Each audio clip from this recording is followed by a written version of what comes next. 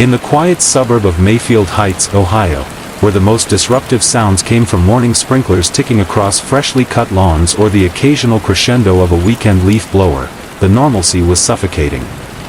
Rows of brick ranch-style homes and modest two-story colonials lined the tree-shaded streets like perfectly spaced teeth. It was the kind of place where everyone waved, even if they didn't know your name. It was the kind of place where nothing really happened. But on April 4, 2018, something did. That Wednesday morning, Maya Levine didn't show up for work at the Cleveland Hearing Institute, where she had been a dedicated speech-language pathologist for nearly 4 years. She was always early, 10 minutes early, to be exact. Her co-workers joked about it, teased her lightly for being a type of punctual princess, a nickname she accepted with a smile.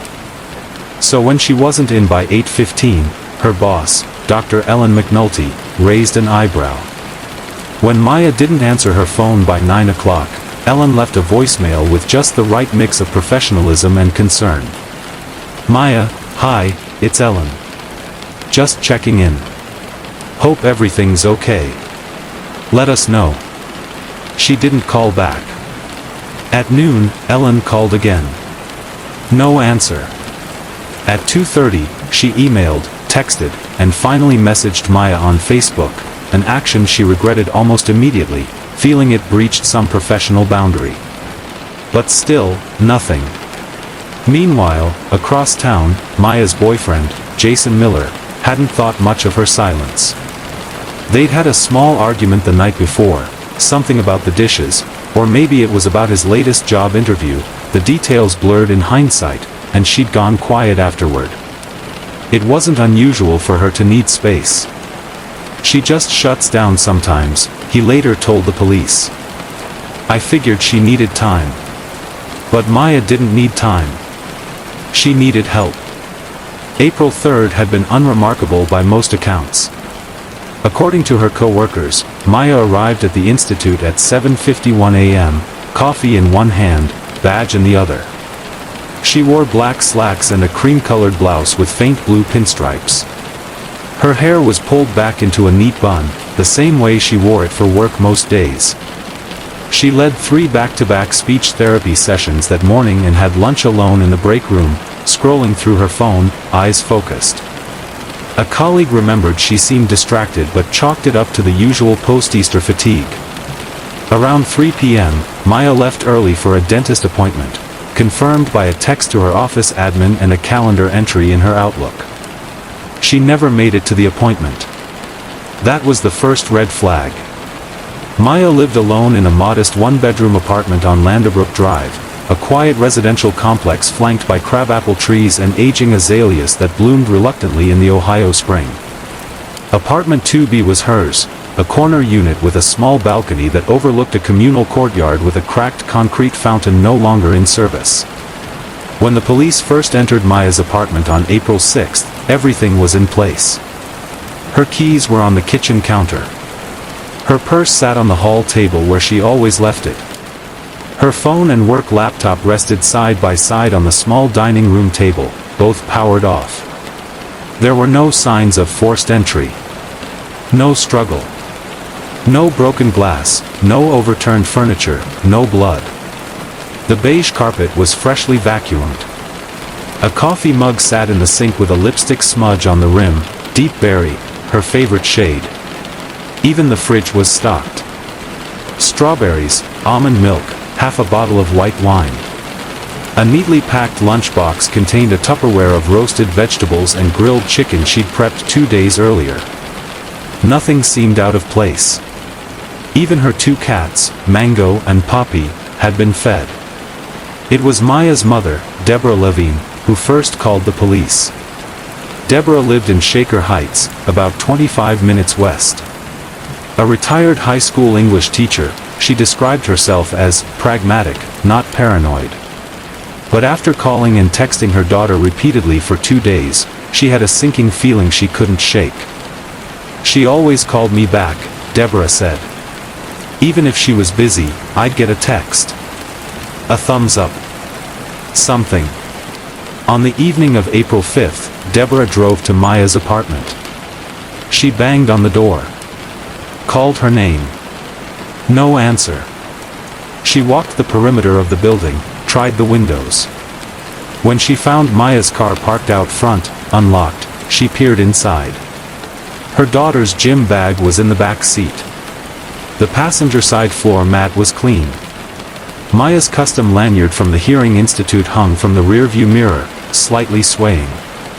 That's when she called 911. Mayfield Heights police arrived within the hour. Officer James Rafferty was the first responder. After assessing the situation, an adult woman missing for 2 full days with no signs of communication, he requested permission. She's not here, Rafferty said into his shoulder mic, and if she left, she didn't go far. A missing persons report was filed. Within 24 hours, Maya's face was on flyers posted throughout Cuyahoga County, bus stops, grocery store bulletin boards, gas station windows. Her photo, taken from her professional work badge, showed her smiling slightly, lips pressed in a serious but approachable way. Brown eyes, soft curls, 5 feet 6 inches, 125 pounds. No tattoos, no scars. Last seen wearing a navy raincoat and black flats. Detective Laura Mendelson took over the case on April 7th. Sharp-minded, mid-40s, with a reputation for persistence and patience, she approached Maya's case with a quiet urgency. "We're not treating this like a runaway," she told the local news. "We're treating it like a disappearance." But even that term felt inadequate. It wasn't just that Maya was gone. It was how she had disappeared. She left no digital footprint, no texts, no emails, no social media activity. Her last phone call was to her sister, Naomi, at 7:42 p.m. on April 3rd. They talked about weekend plans and a new recipe for cauliflower soup. Nothing unusual. No alarm bells. And then, radio silence. Jason Miller, 29, had been dating Maya for nearly 2 years. They met through a mutual friend at a trivia night in Lakewood. He worked in marketing, though he'd been between jobs recently, which had caused tension in their relationship. "We had our ups and downs," he admitted during questioning. But nothing serious. Nothing that would make her leave. When asked where he was on the night of April 3rd, Jason told detectives he was at home, alone, watching a Cavaliers game. His phone records confirmed that he'd texted a friend during the second quarter. Surveillance footage from his apartment complex showed his car pulling in at 6:12 p.m. and not leaving again until the following morning. Still, something about him seemed off. He spoke in a flat, matter-of-fact tone, as if reciting lines from a play. When shown a picture of Maya taken the weekend before, arms around him, smiling wide, his face didn't change. "She looks happy," he said. "I don't know what happened." By April 10th, the community had begun whispering. At the corner coffee shop, near the Walgreens on Mayfield Road, customers speculated while waiting for lattes. "I heard she was dating someone on the side. Maybe she just snapped. Maybe she's dead." Facebook groups buzzed with theories. Some blamed Jason. Others pointed to a serial attacker who'd allegedly been spotted near the Metroparks, though no such reports were ever confirmed. One woman swore she saw Maya at the Giant Eagle on Monticello, looking disoriented. That tip, like many others, went nowhere. Meanwhile, Detective Mendelson and her team canvassed the apartment complex, interviewed neighbors, and reviewed hours of security footage. Nothing. No one saw her leave. Poppy was skittish. Mango was bold. Both were healthy, if a little underfed by the time the police arrived. "This is what bothers me," Deborah later told the press. "If Maya left on her own, why would she feed the cats? Why wouldn't she take her phone?" No one had answers. The litter box had been cleaned. Their water bowls were full. A small bag of treats lay half open on the floor near the pantry, as if dropped mid-motion. "It's like she vanished mid-thought," Mendelson said. "Not like someone who planned to go anywhere." And so Mayfield Heights waited. Friends waited. Family waited. Police waited. Nothing came. Tips slowed to a trickle. Search parties dwindled. News stations stopped running the story after a week. But Maya's apartment remained untouched. The lights stayed off. Her voicemail stayed full. And her mother kept leaving messages anyway. And then, silence. In the end, it wasn't the absence that haunted people. It was the stillness. No forced entry. No cry for help. No digital footprint. No trail. Just a woman, 27 years old, loved by many, gone without a trace. A half-eaten dinner, 2 quiet cats, and a phone left behind. And then, silence. Enter Jules Maris. 31. Quiet. Always listening. He wore oversized headphones like armor, even when they weren't plugged in.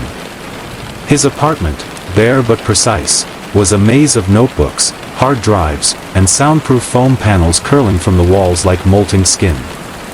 Jules had a podcast. A modest one. Echo Chamber.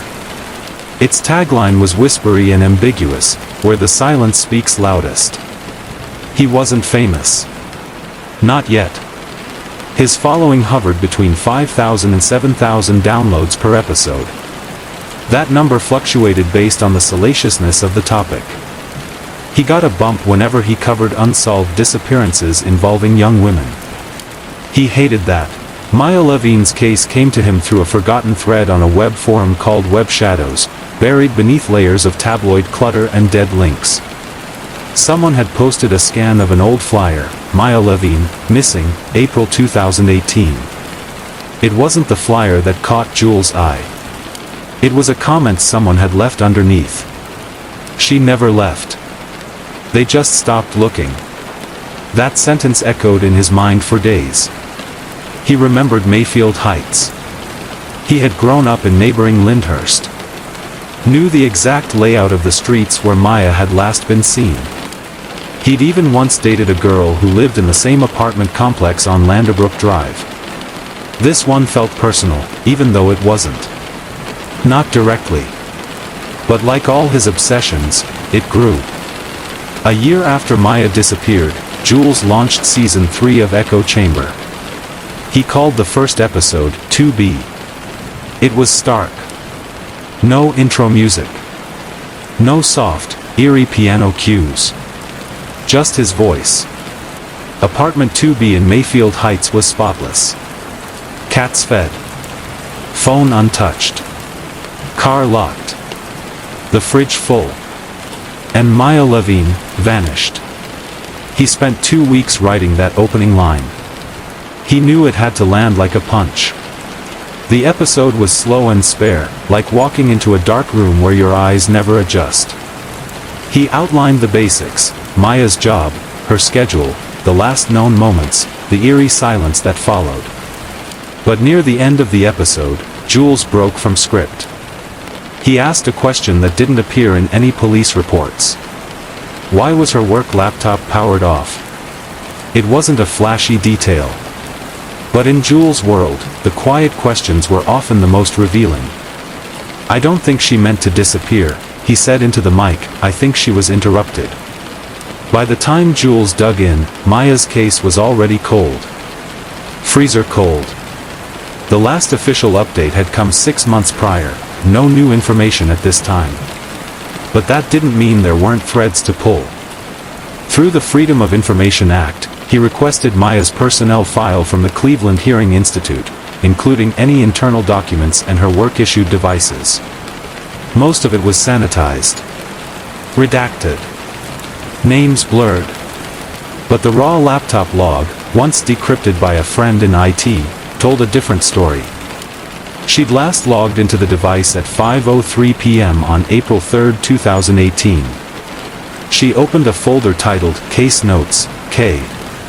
Inside was a single Word document that had not been saved to the company cloud. No file name.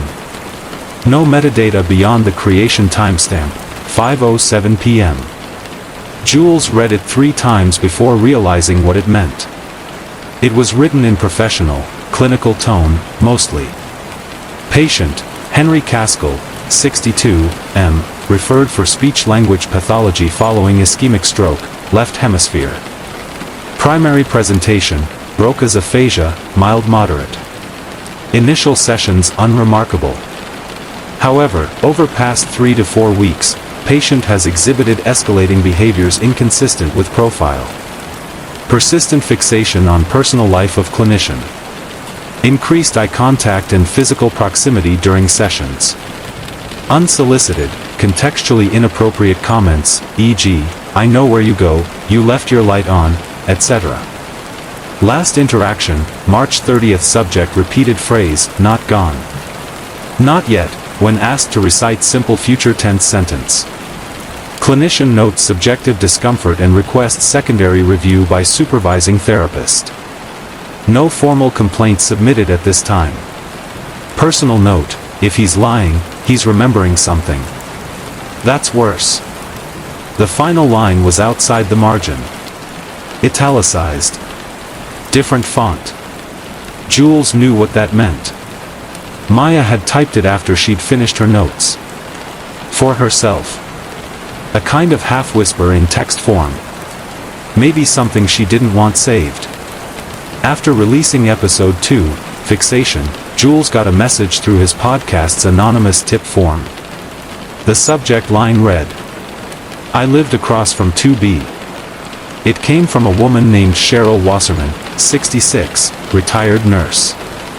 She still lived at the Landerbrook apartments and remembered Maya clearly. She was polite. Quiet. Always said hello," Cheryl wrote. Her cats would watch from the window like little guards. Jules emailed her back within minutes. They spoke the next morning. She was cautious at first, even skeptical. But once Jules mentioned the file on the work computer, Henry Caskell, her tone shifted. "That man gave me the chills," she said. "Came by once asking if Maya was home. Told him I didn't know her schedule. He just stood there, like he forgot why he came." Jules asked her about the night Maya disappeared. There was a long pause on the line. Then she said, "You're the first person who's asked me that in a year." Cheryl had been watching late-night television that evening. A crime show, ironically. She assumed it was her boyfriend, Jason. But she remembered one thing specifically: the man coughed. Hard. A hacking, heavy cough. Not like a cold, she said. Like something deeper. Like a smoker. Jason Miller didn't smoke. His medical records confirmed mild asthma, and he was an avid runner. Jules would later obtain a statement from Jason's former co-workers. Health freak, one called him. Jules knew it wasn't enough. Not yet. But it was something. There wasn't much on him. Public records said Henry Caskell was a Vietnam vet, born 1955, honorably discharged. He'd lived in a modest duplex in East Cleveland for the past 20 years. He rarely left his house, neighbors said. No wife. No kids. No visitors. Jules drove out to see it, on a cloudy Saturday in November. The front lawn was overgrown with wild clover and tall grass. A rusting mailbox leaned sideways like it had given up. He knocked. No answer. He returned 3 times over the following weeks. Each time, the house was still. Curtains drawn. No sign of movement. According to the Cleveland Hearing Institute's records, Caskell had canceled his final therapy session scheduled for April 5, 2018, 2 days after Maya vanished. He never rescheduled. Jules contacted Dr. Ellen McNulty, Maya's former supervisor. She declined to speak on the record. But her assistant, who requested anonymity, confirmed Maya had considered filing a workplace complaint about a patient but was discouraged from escalating unless there was a direct threat. She didn't want to be seen as overreacting, the assistant said. She mentioned that exact word. Overreacting. Jules stared at the waveform of that interview on his screen. The way the assistant said overreacting trembled slightly, like it hurt to repeat. He ended episode 4 with that quote. One night, deep into his research spiral, Jules reread Maya's note. If he's lying, he's remembering something. That's worse.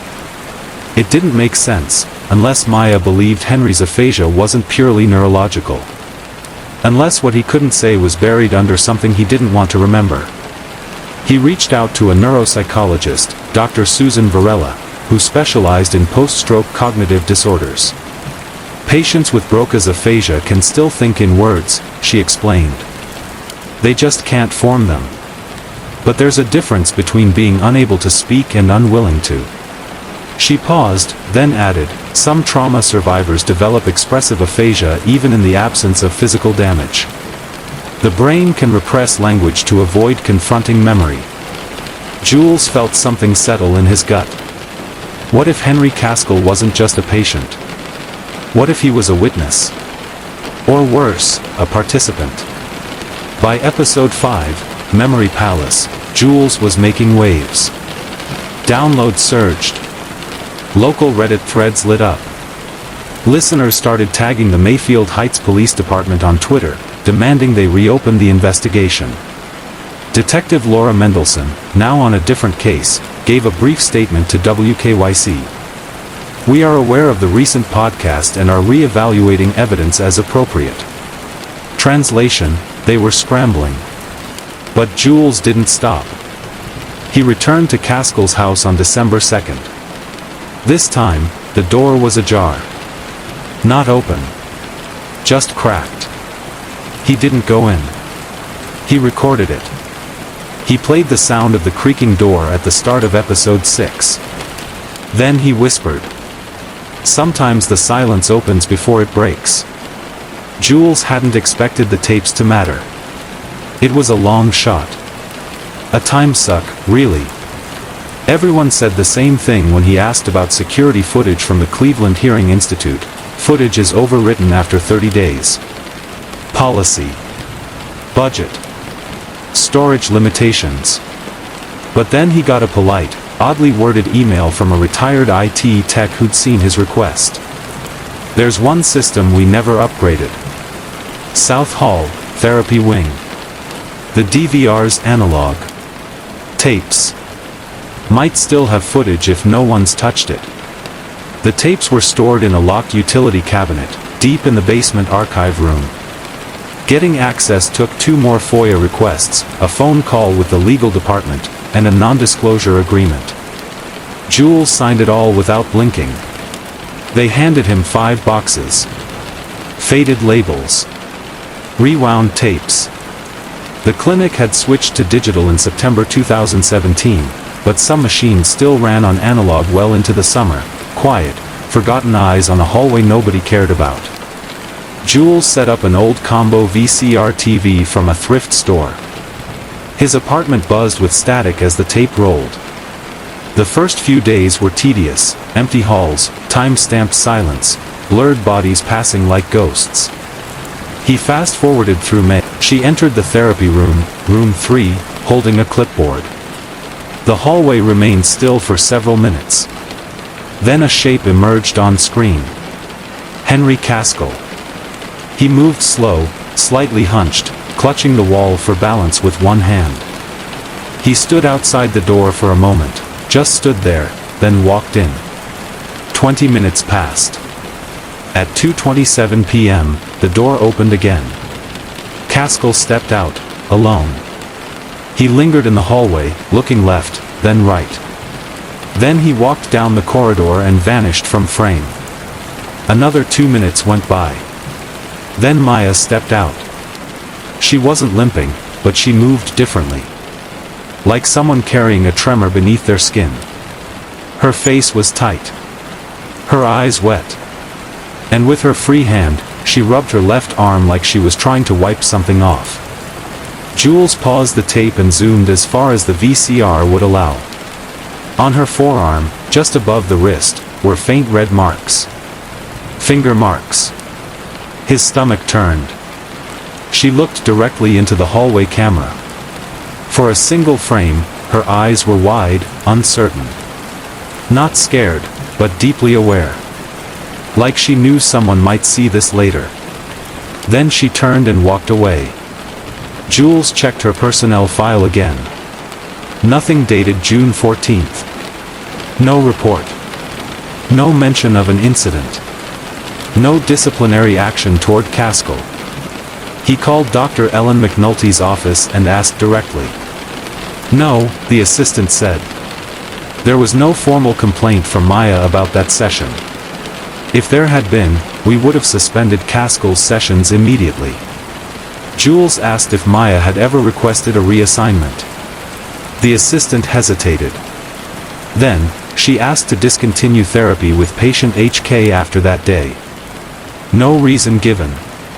It wasn't just about boundary violations anymore. Jules added this discovery to episode 7, the tape.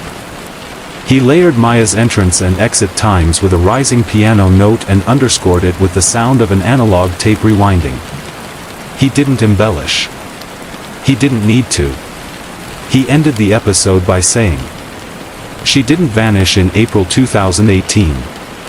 She began disappearing the day she walked out of room 3. The episode went viral. Not in a TikTok kind of way. Not instantly.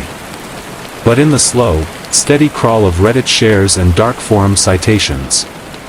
Web sleuths began dissecting Jules' frame-by-frame analysis.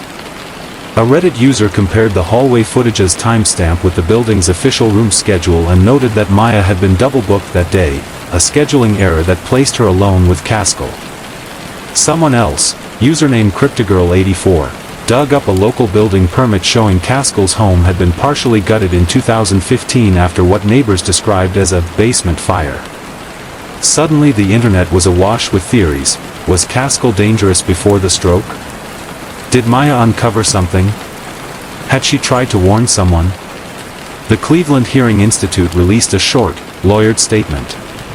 We are committed to safety and privacy and cannot comment on personnel matters or ongoing investigations. Then the threat started. First, subtle. It began with the emails. Subject, you got it wrong. You're playing with people's lives. You should stop before someone gets hurt.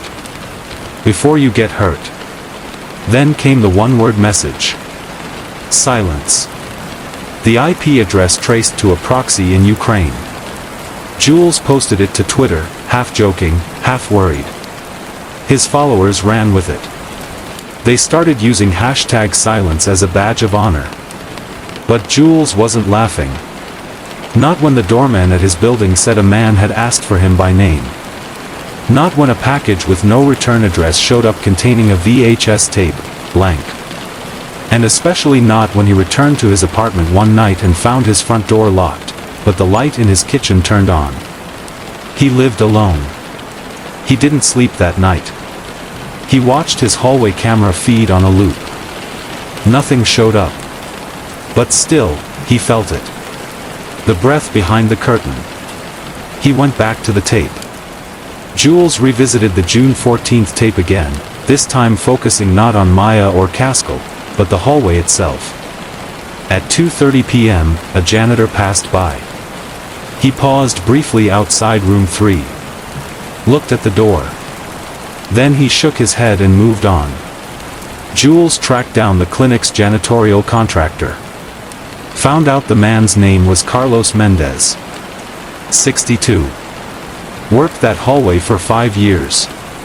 When Jules called, Carlos answered like he was expecting him. You're the podcast guy. Yes, Jules said.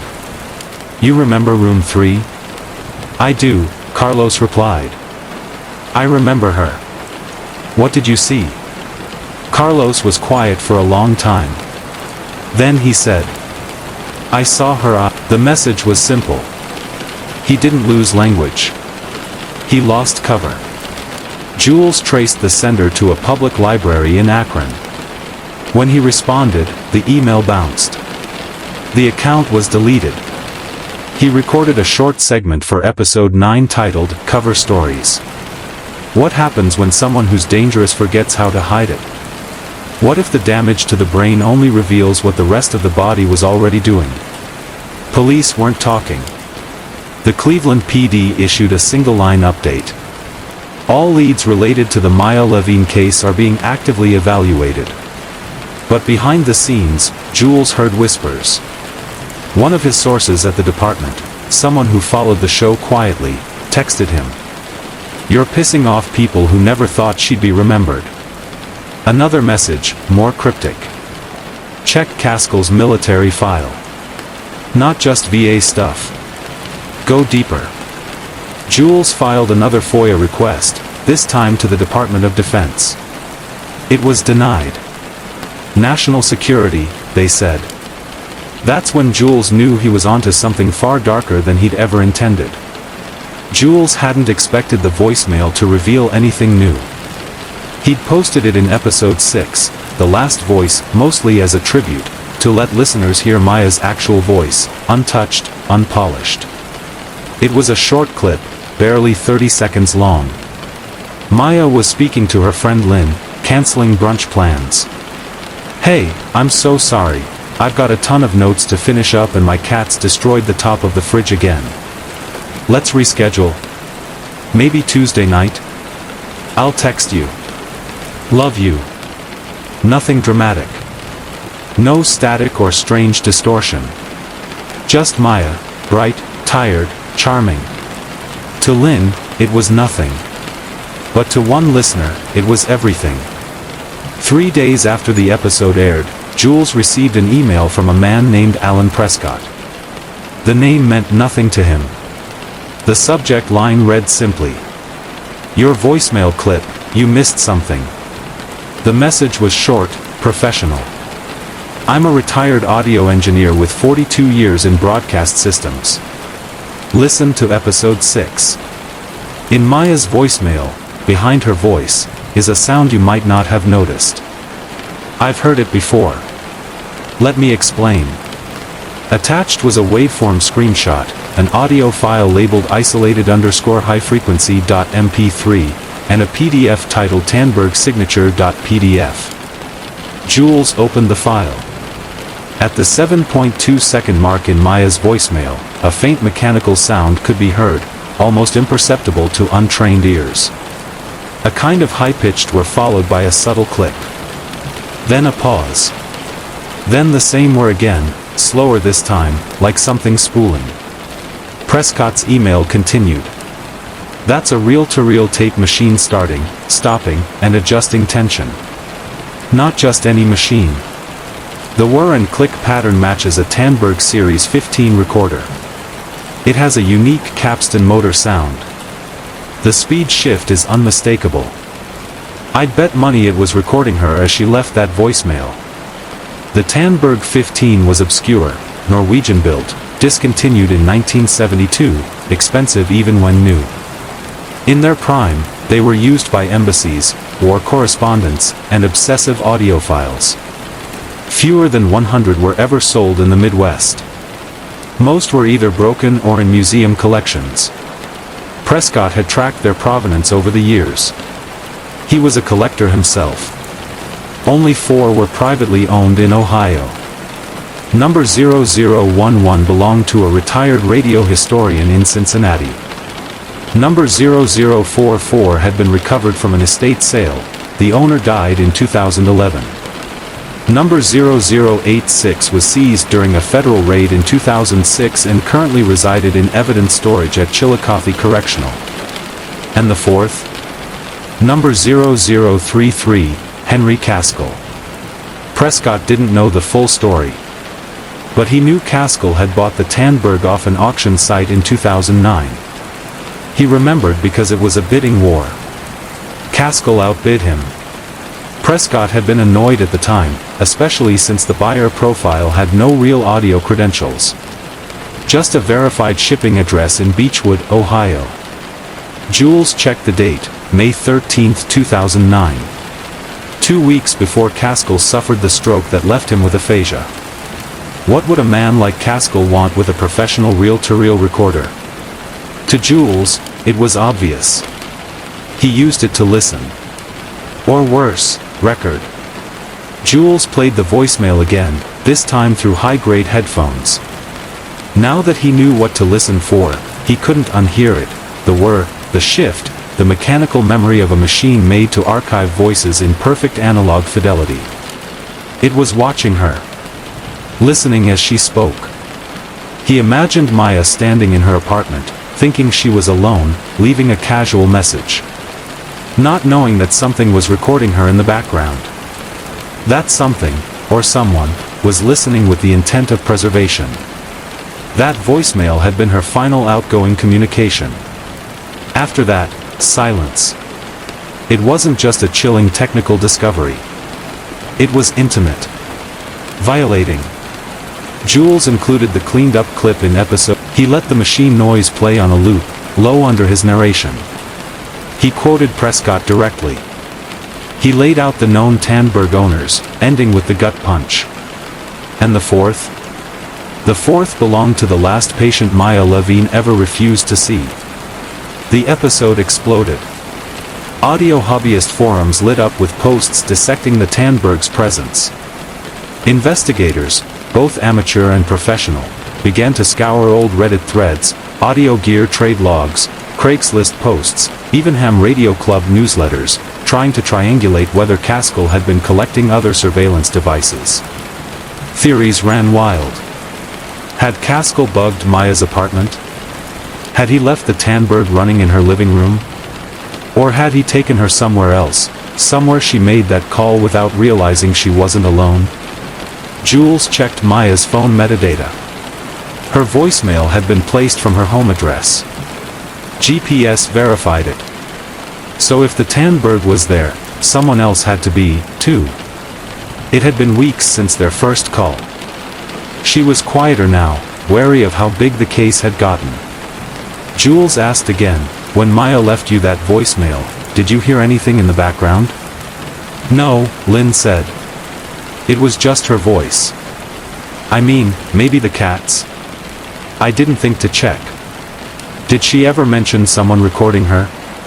Watching her?" Lynn paused. "She said something weird once." Jules's heart began to pound. He kept the questions going, buying time. Caskell excused himself to use the bathroom. He shuffled down the hall, closing the door behind him. Jules stood. Then moved. He followed the sound, past the hallway, into the kitchen, then to a small door under the staircase. The hinges creaked as he opened it. Old wood stairs led down into darkness. He turned on his phone light and descended. It was cold. Colder than upstairs. The basement was clean, but forgotten. A cement floor, bare bulbs overhead, a faint smell of mildew. The sound grew louder, steady, mechanical, whispering. In the far corner sat a Tandberg Series 15. Its reel spun slowly. No tape labeled. Just the red light, record. Beside it, shelves full of tapes. Some in cases, some stacked raw, oxide flaking at the edges. There were hundreds. Possibly more. A small chair. A set of headphones. A tape logbook, handwritten. And against the wall, a tall wooden cabinet. Padlocked. Jules's breath slowed. He started recording on his phone. He didn't hesitate. The lock was old. The hasp loose from wear. He reached into his backpack and pulled out a small tension wrench and rake pick, tools he'd bought years ago on a whim, during a phase of researching physical security for a long-forgotten episode. 3 minutes later, the lock clicked open.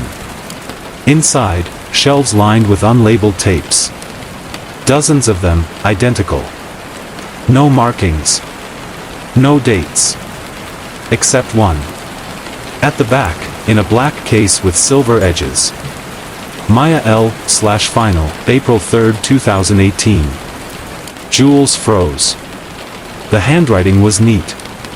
Clinical. As if whoever wrote it knew exactly what it was, and why it mattered. He didn't remove the tape. He didn't take it. Not yet. Instead, he pulled out his phone, snapped 3 photos, one of the tape, one of the inside of the cabinet, and one of the serial number on the Tandberg. Then, carefully, he shut everything and relocked the cabinet. He had what he needed.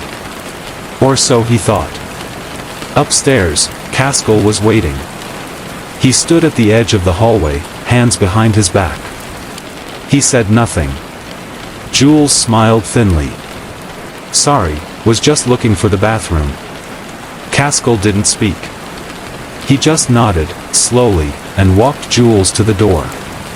Outside, the sun was too bright. The air felt too clean.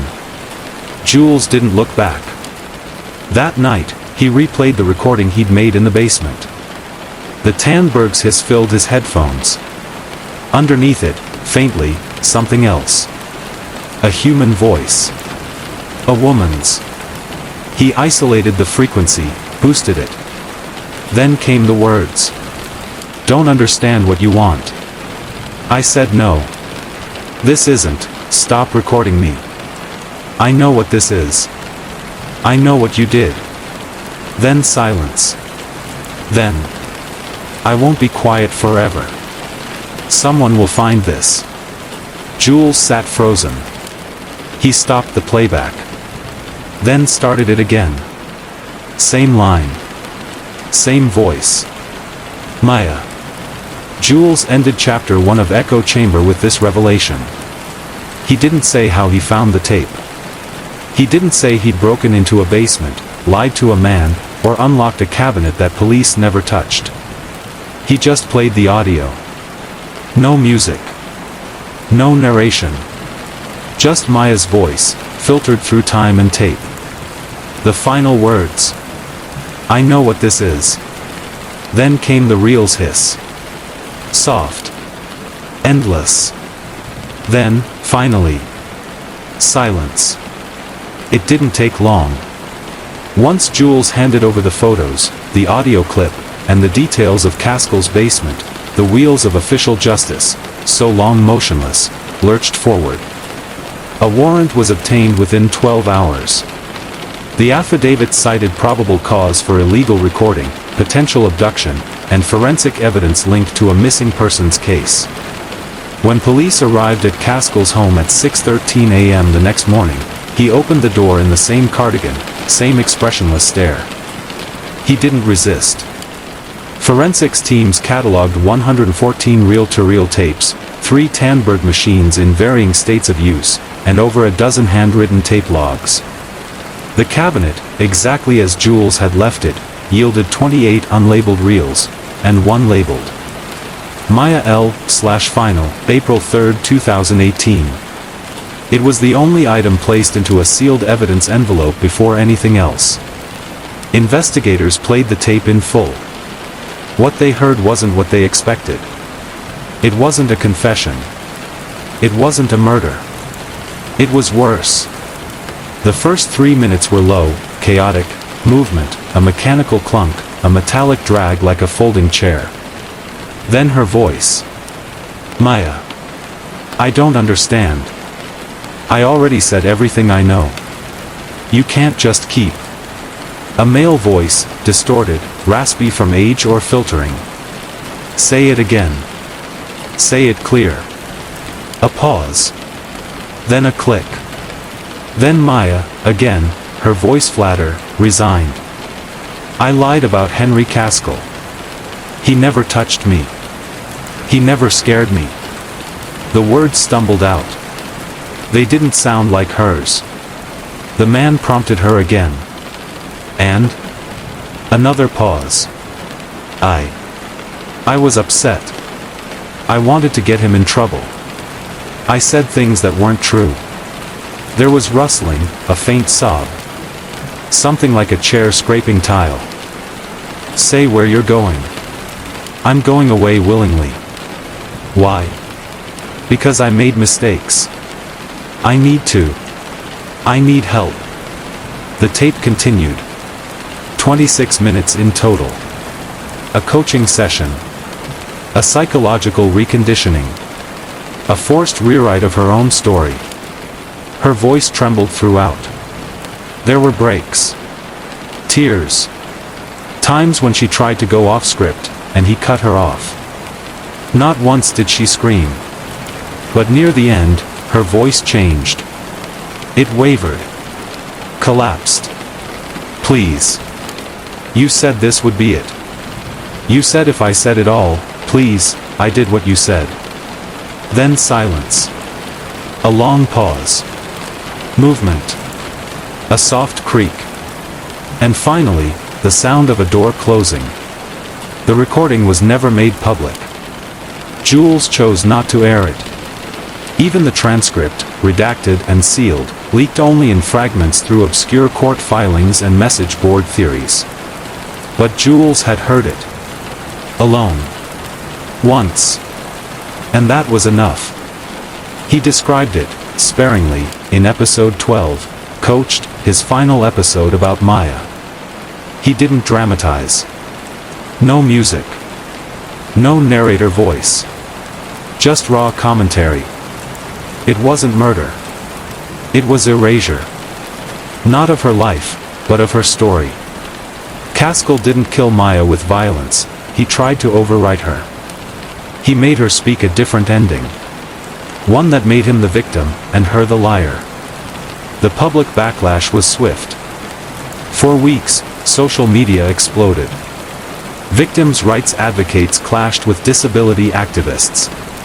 Police were slammed for their early dismissal of Caskell.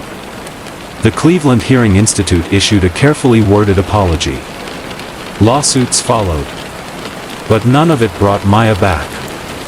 He was arrested the same morning his basement was searched. He showed no resistance, no confusion. But when arraigned, he stared blankly at the judge, unresponsive. A court-appointed psychiatrist deemed him unfit to stand trial.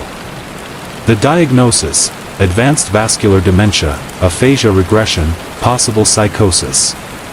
In interviews, he repeated only fragments of words: noise, lies, fixed voice, no more wrong. 8 months later, in a long-term psychiatric facility in Toledo, he died quietly from a cerebral aneurysm. He never confessed. He never named where Maya was taken, or what he did after the tape ended. He simply vanished into death, as Maya had vanished into silence. Police found no trace of Maya's body. Her DNA was discovered on the chair in Caskell's basement. A single hair. A faint blood smear on a rusted nail protruding from the cabinet door. But no other physical evidence linked her to any location, living or dead. Security footage from her apartment complex showed nothing after April 3rd. No credit card use. No cell activity. No sightings. It was as if, once the tape stopped, so did she. He tried to move on. He covered other cases. He returned to cold files and long-closed folders. But nothing stuck the same way. People still asked about Maya. Some blamed him, said he crossed ethical lines, tampered with evidence, sensationalized trauma. Others praised him for doing what no one else had. Neither side mattered. In private, he returned to the original voicemail, the one Maya left her friend, the one with the faint "we're behind her" voice. He played it late at night, not to hear her words, but to remind himself of the sound beneath. That soft, mechanical murmur. That promise. Someone was always listening. The case of Maya Levine became a touchstone in true crime ethics circles. Podcasters debated the limits of amateur investigation. Advocates for the cognitively impaired raised flags about conflating mental illness with violence. Lawmakers considered, but never passed, legislation about mandatory searches in missing persons cases involving therapists. But for those who knew her, none of that mattered. To them, Maya wasn't a symbol. She was a daughter. A friend. A therapist. A real person who vanished into a system that dismissed her intuition, and nearly erased her entirely. Jules ended the chapter, his final word on the case, with a dedication. To Maya, whose voice was not lost. It was stolen. And to everyone listening now, let that never happen again. Echo Chamber became one of the most listened to true crime podcasts of the decade. It didn't happen overnight. There was no marketing blitz. No celebrity endorsements. No flashy Spotify contract. It grew slowly, then all at once. People shared it quietly, first among therapists, then among survivors, then among those who simply felt something was wrong with how Maya's story had been handled. The podcast struck a nerve, not because of how Jules told the story, but because he let Maya tell it, what little of it remained. He never monetized the show. No ads. No merch. No Patreon tiers. He turned down offers. He declined interviews. He ignored the film option proposals.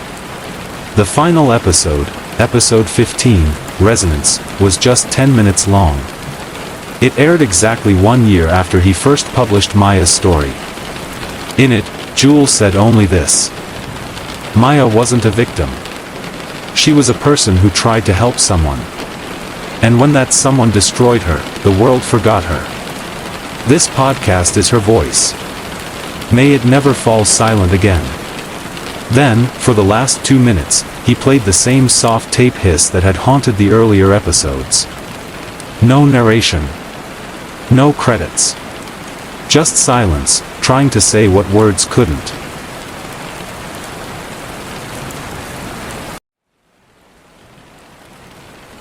Millstone, Connecticut, nestled between gently sloping hills and centuries-old oak trees, wasn't the kind of place where strange things happened. A town of legacy, order, and quietly amassed wealth, Millstone rarely made the news. Its streets were lined with immaculate colonial and federal-style homes, with blue hydrangeas blooming in every other yard. Its air, most of the time, smelled faintly of magnolias and wood smoke, or the baked sugar of local cafes. It was a place where names and appearances mattered, where you could count on the mail arriving at precisely 10:04 each morning, and where the unexpected was unwelcome. But in the summer of 2013, something broke the surface. It started on a Tuesday, July 9th. The humidity hung low like a wool blanket over the town. The usual buzz of sprinklers and bird calls was replaced by the low drone of cicadas and the distant hum of air conditioning units working overtime. At the edge of the old district, behind a row of manicured hedges and wrought iron gates, sat the estate of Dr. Ellis Monroe, a property as much legend as it was home. The Monroe estate sprawled across nearly 10 acres and was the largest private residence within town limits. Locals whispered about its labyrinthine hallways and ivy-draped facades, but few had ever been inside. Most knew it only through newspaper articles and science journals, where Dr. Monroe's name was often attached to discoveries in botany and rare plant conservation. He was a recluse by choice, and by necessity, or so it was said, a man too absorbed in chloroplasts and hybridization experiments to concern himself with the trivialities of social life. So when a scream shattered the still morning air from within the estate, the neighbors looked up from their newspapers and iced teas with curiosity, not concern. It was the groundskeeper, Tomas Alvarez, who had found him. Just after 6:15 a.m.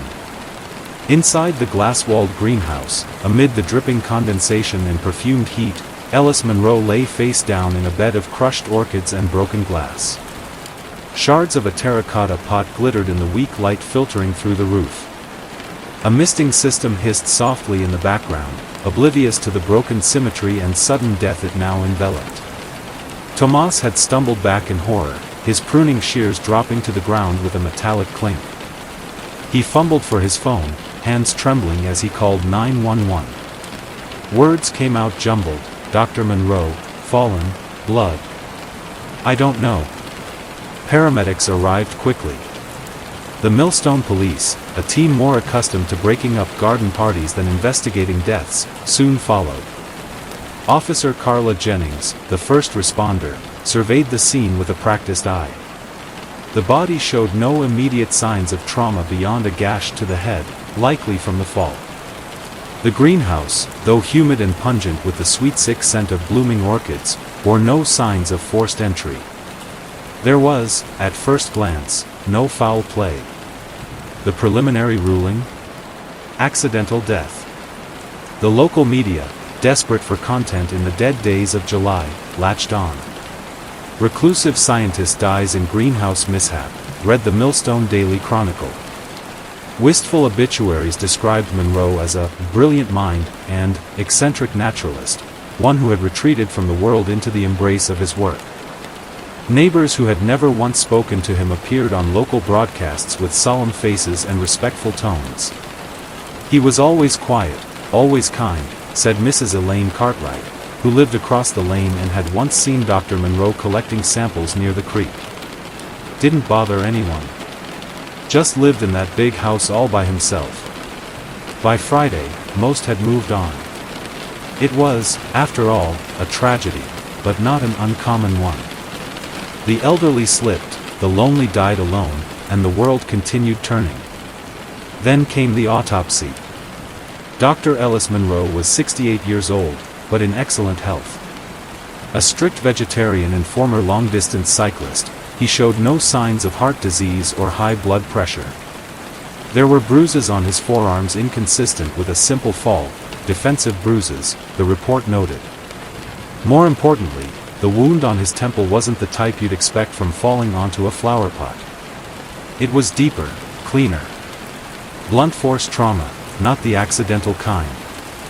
And there was something else. In his system, traces of scopolamine. The toxin was found in levels well beyond what would occur naturally, and in plants Monroe did not cultivate. Derived from nightshade and known colloquially as devil's breath, scopolamine had a grim reputation. In high doses, it could induce hallucinations, unconsciousness, and even death. In lower ones, it had a more insidious effect, pliability. Victims became suggestible, open, easily manipulated. Millstone hadn't seen a murder in 12 years. Now it had one that looked like something out of a Cold War thriller.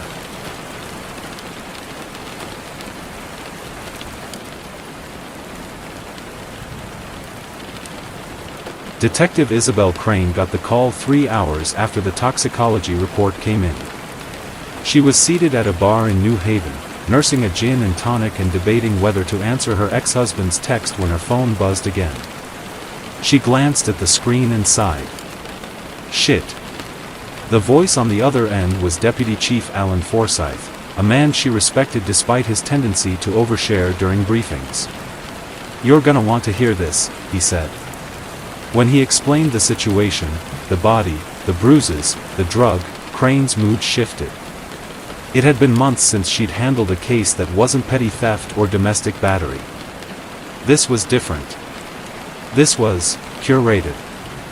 The Monroe estate was already cordoned off when she arrived the next morning. A forensic team was combing the greenhouse, now stripped of its vibrant blossoms and reorganized into neat evidence bags.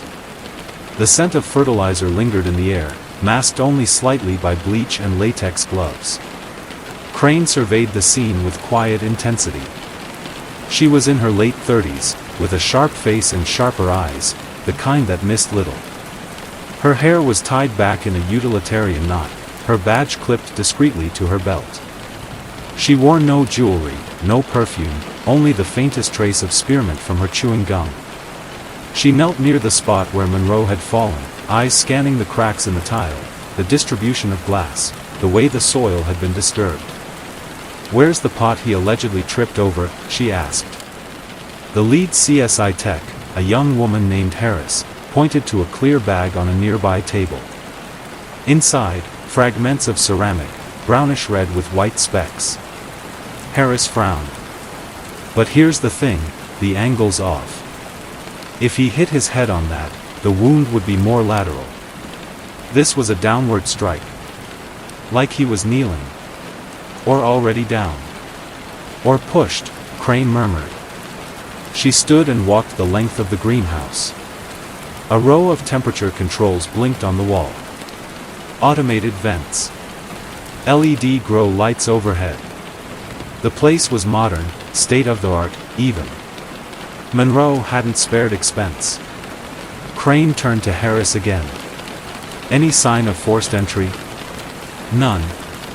Alarm system was engaged until Tomas disarmed it. No broken locks. No prints but Monroe's and the groundskeeper's. So whoever did this either lived here, or knew the system well enough to avoid detection. That narrowed things considerably. Crane asked to see Monroe's research lab next. It was located in the east wing of the house, past a long hallway lined with portraits of strange plants and newspaper clippings in brass frames. The lab itself was sterile, clinical. Microscope stations. Journals. Climate-controlled storage units. But no computers. No digital records. She found that odd. Was he old school? She asked the estate's caretaker, a soft-spoken man in his 60s named Rupert Hall. Yes, ma'am, he replied. Dr. Monroe didn't trust cloud storage. Said too many people could access things they had no business touching. Crane arched a brow. Anything in particular he was working on? Rupert hesitated. He was excited about something recently. Wouldn't say what. Just that it was revolutionary. Said it could change everything. Change everything. Those words stuck with her. By the end of the day, she had a list of possible suspects, all sparse, all theoretical. A former protege turned rival. A pharmaceutical company that had tried to buy his orchid patents, and had been denied. A university he'd walked away from after accusing them of ethical breaches in funding. Even a journalist who'd published a damning exposé on Monroe's past experiments with endangered flora. None of them lived in Millstone. But someone had been in that house. Someone had gotten close enough to Dr. Ellis Monroe to kill him without raising suspicion. And if the scopolamine in his system was any indication, they hadn't needed to force him into anything. They'd simply waited for him to let them in. Later that evening, as the sun dipped low behind the trees and the estate sat cloaked in eerie silence, Crane stood in the greenhouse once more. She watched the mist rise from the vents and imagined the scene again, a man at peace, tending to his life's work, blindsided by betrayal. She walked to the back of the greenhouse, where a single orchid remained untouched. Its petals were violet with veins of black. Uncatalogued. Unlabeled. It was beautiful. And terrifying. Just like this case. Dr. Ellis Monroe hadn't died from a fall. Not from a misstep on wet tile. Not from a broken pot or a blow to the head from a careless accident.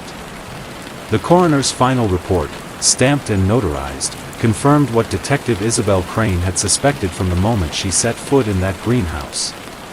He had been murdered.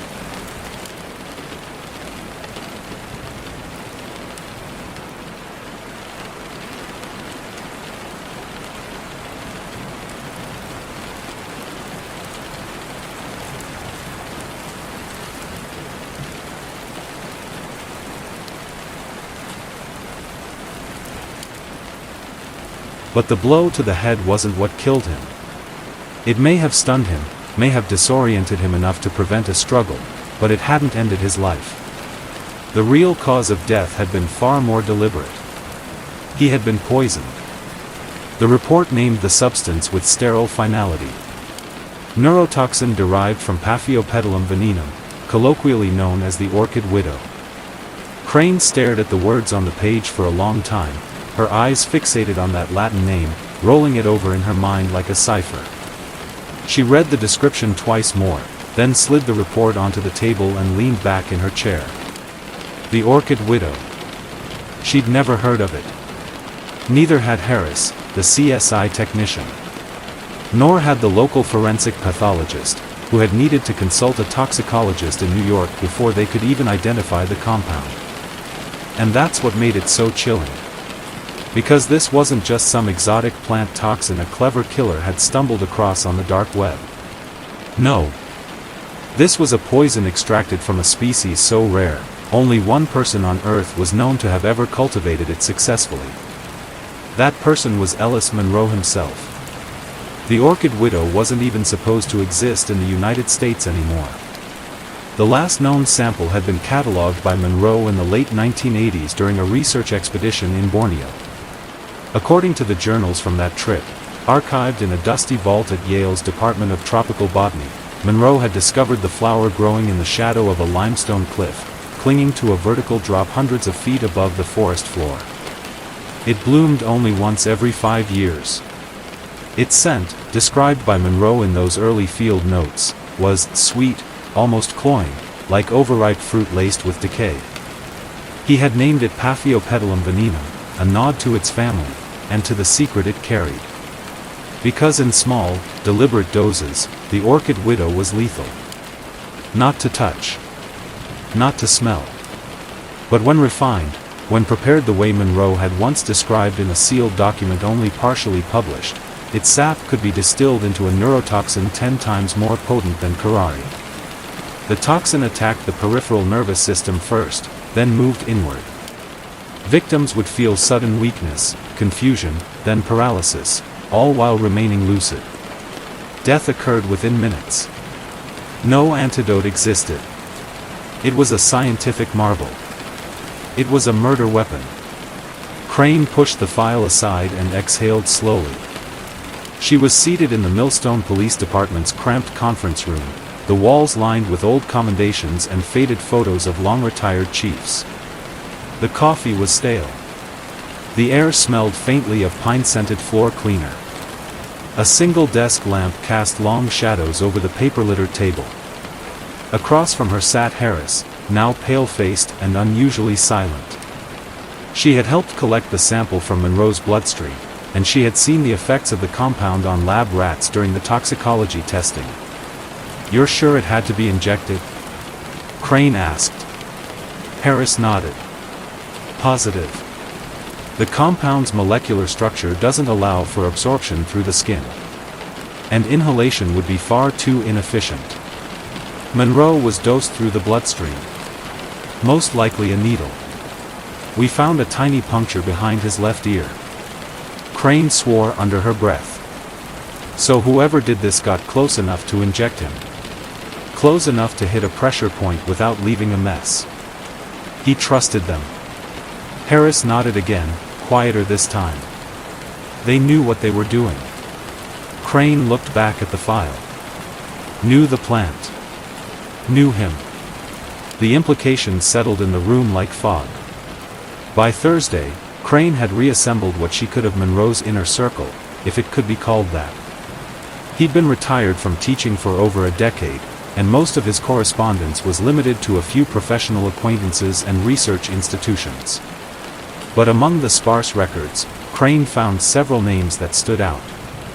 Dr. Sebastian Linwood, a former student-turned biotech entrepreneur, had once co-authored a paper with Monroe on carnivorous plants and adaptive evolution.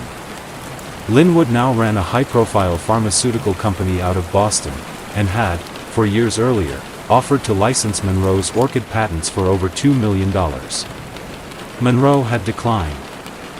Then there was Evelyn Harrow, a freelance science journalist who had written a controversial profile on Monroe for National Review of Botany. The piece, titled "The Orchid King's Legacy," had painted Monroe as both a genius and a dangerous idealist. Crane found an email Monroe had never sent, saved in his drafts folder. "You misrepresented me.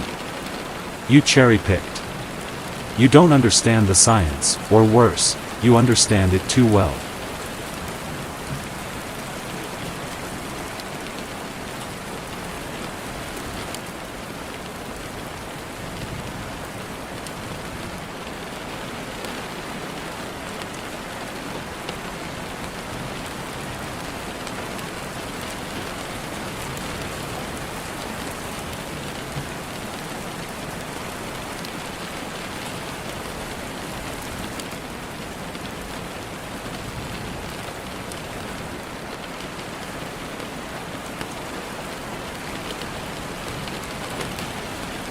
And finally, Dr. Martin Keeler, a senior researcher at Yale and former expedition partner. Keeler and Monroe had co-led the Borneo trip in '87. Since then, Keeler had risen through academic ranks, publishing on endangered flora and pharmaceutical applications of rare alkaloids. According to campus records, the two hadn't spoken in over 6 years. Crane made note of all three. She then returned to the greenhouse. There, under the waning July sun, she moved slowly along the rows of now shrouded planters. The misting system had been turned off. The air was dry. The scent of death, chemical, faintly organic, lingered in the shadows. In the far corner, behind a half-closed irrigation panel, she found a small black tray. Hidden beneath a layer of mulch was a flower, wilted, but unmistakable. 5 purple petals with black veins. A center lip curved like a fawn. An orchid widow. She called Harris. "Can you confirm the species?" Crane asked. Harris crouched beside her and studied it with reverence. "It's not just the same species. It's the exact hybrid he described in his 1989 field journal. DNA testing will take a few days, but, yeah. That's it." "So he had it," Crane murmured. "He still had it. But it wasn't listed anywhere in his greenhouse inventory," Harris added. "There's no tag. No record in the botanical logs. It's like he was hiding it. Or protecting it." Crane stood and looked around the space again. The neat order of the room now felt artificial, like a showroom. Monroe had gone to great lengths to obscure the presence of the orchid widow. Which begged the question. Who knew it was here? And more importantly, who wanted it badly enough to kill for it? That night, Crane returned home with her thoughts tangled. She lived alone in a quiet duplex outside of Hartford, with exposed brick walls and too many unopened books.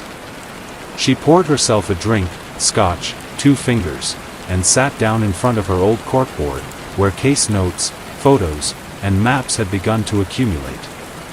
At the center, a black and white image of Ellis Monroe in his prime. High cheekbones, sharp eyes, an expression caught somewhere between curiosity and wariness. Around him, 3 faces. Linwood, Harrow, Keeler. And now, the orchid. She pinned a photo of it beside the others, a sticky note scrawled in red beneath. Only 5 known to exist in the wild. Monroe cultivated one. Now it's missing. At 2:37 a.m., Crane's phone buzzed. It was Harris. "I just found something," she said breathlessly. "You're going to want to come see this." "What is it?" There was a second puncture wound. Not behind the ear this time. On the inner wrist. Crane sat up. "Injection site?" "Yes. But that's not all. I ran an analysis on the surrounding tissue. There was something else mixed in with the neurotoxin." "Something else?" "A stabilizing agent. A binder. It was designed to delay absorption, give the toxin a slower onset. Whoever did this, they wanted to be there. They wanted to watch." Crane's skin prickled. "Watch him die," she whispered. "Yes," Harris confirmed. "Which means this wasn't just about the plant. This was personal. Wealth has a smell. Not the metallic tang of money itself, or the sterile neutrality of banks and boardrooms, but something subtler. A cultivated air. A practiced silence. In Dr. Ellis Monroe's estate, wealth was laced with botanical polish, clean humidity, hints of moss, the faint sweetness of orchid bark. It was earned, not inherited. But not from lectures. Not from books. Not even from Yale. Monroe had made his fortune in the only way a botanist could, through patents. Over the last 2 decades, pharmaceutical giants had fought like dogs at auction for exclusive rights to the genetic signatures of Monroe's rare hybrids. Some of his work had led to cancer research breakthroughs. Others became the basis for neuroregulators, fertility enhancers, even synthetic perfumes. He was a man who had coaxed secrets from the roots of the earth and made industries kneel. And yet, he died alone, not unloved, perhaps, but certainly unprotected. Detective Isabel Crane knew the money trail was only part of the story. What mattered more were the relationships. The fault lines in the man's life. Because love and resentment are twins in the shadows of legacy, and Monroe's shadow had long arms. Her list of suspects was beginning to form a constellation. 5 names. 5 doors into the truth. Clara Monroe. Age, 34. Occupation, independent researcher. Formerly Harvard Department of Plant Sciences, Clara had not spoken to her father in 5 years. Not since the scandal at the Cambridge Symposium, when Monroe publicly dismissed her theory on hybrid resilience as intellectually indulgent. She had left the lecture hall in tears. The incident had made it into academic gossip circles and then quietly disappeared, but the damage lingered. Crane found Clara's emails to her father in Monroe's archives. Dozens of them, unsent. She had written him letters, too. Torn, crumpled, and saved in a folder marked simply, CL, most were angry.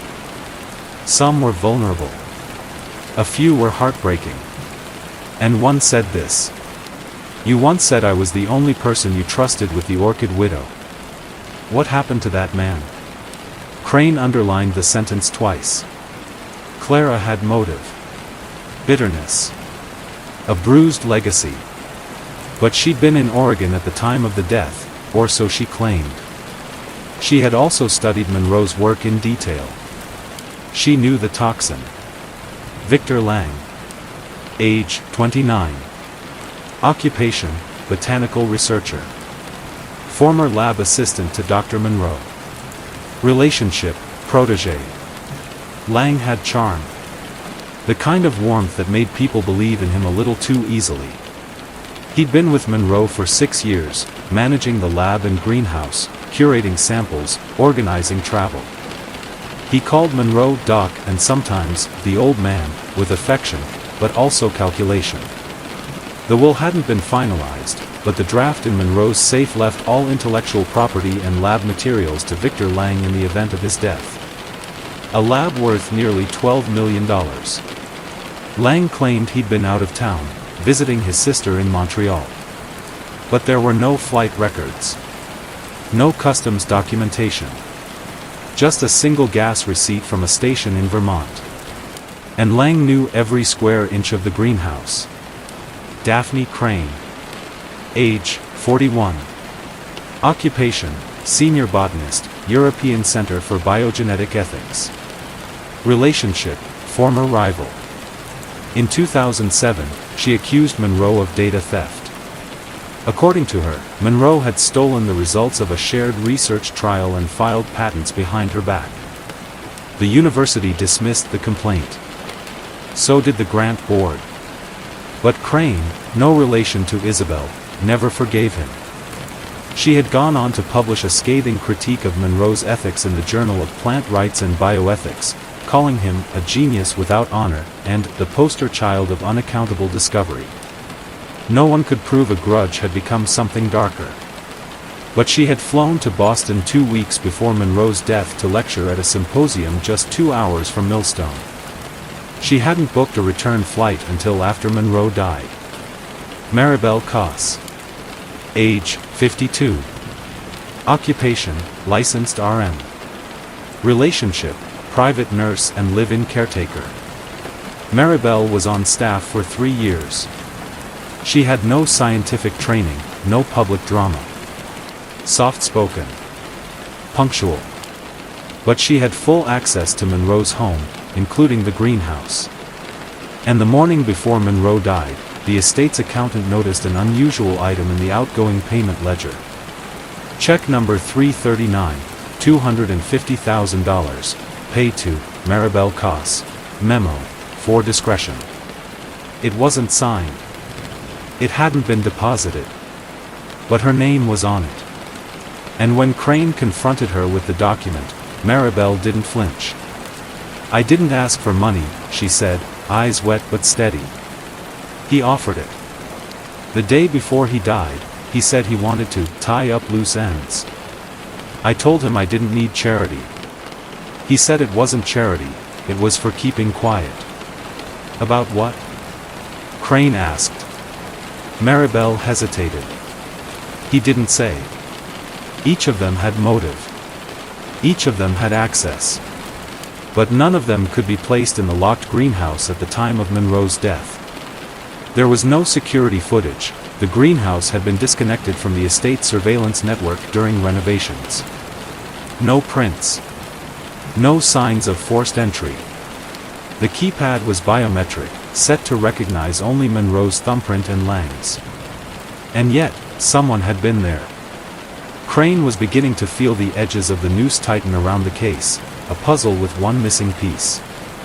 Until that piece broke under her boot. It was Harris who noticed it first. She had returned to the greenhouse for a final sweep, one more look at the scene before they sealed it and handed the investigation over to forensic archivists. The floor had already been cleared of glass. The planters catalogued. The tools inventoried. But near the far southeast corner, Harris saw something, a disturbance in the soil by a dormant planter. Not a footprint. A leaf. Torn. Crushed. She placed it under a scope. The edges were bruised, not snapped, bent by force, not decay. Which meant the person who broke it had been near the planter. Possibly harvesting. Possibly hiding something. Possibly trying to access Monroe's next discovery, the one he hadn't yet revealed. And on the edge of the leaf, embedded in the waxy surface, Harris found it. A partial fingerprint. Not Monroe's.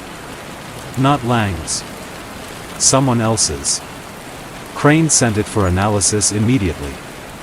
When the results came back the next morning, she stared at the name in disbelief.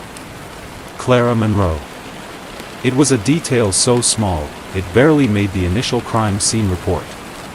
A shattered terracotta pot, half buried beneath Dr. Ellis Monroe's lifeless body, dismissed by the responding officer as incidental, likely knocked over during the fall.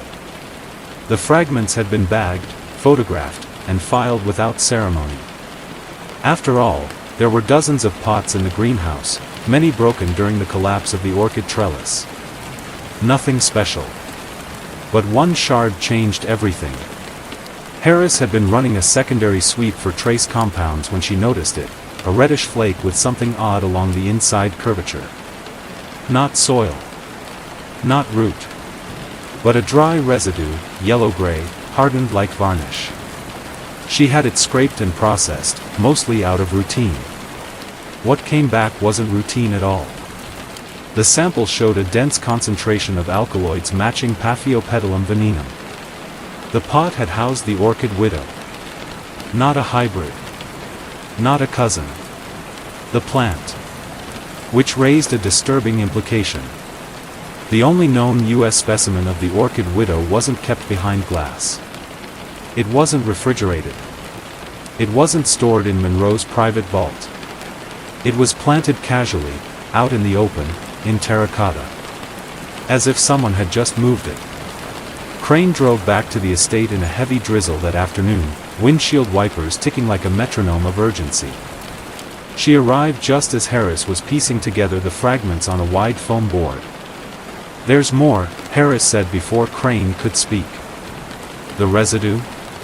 "Not just residue," she replied. "There was also a DNA marker in the orchid's tissue. A synthetic sequence. I ran it against Monroe's patent library to confirm its authenticity. And? It didn't match any of Monroe's files." Crane blinked. "Then whose is it?" Harris slid over a printed gene registry sheet. At the bottom, in faded ink, U.S. patent number 68821, Flora, 147, recombinant gene sequence X.9. Registered to Dr. Clara Monroe. Silence filled the room like water rising in a sealed chamber. "That's impossible," Crane said flatly. Clara hasn't been on this property in over 5 years. Harris didn't answer.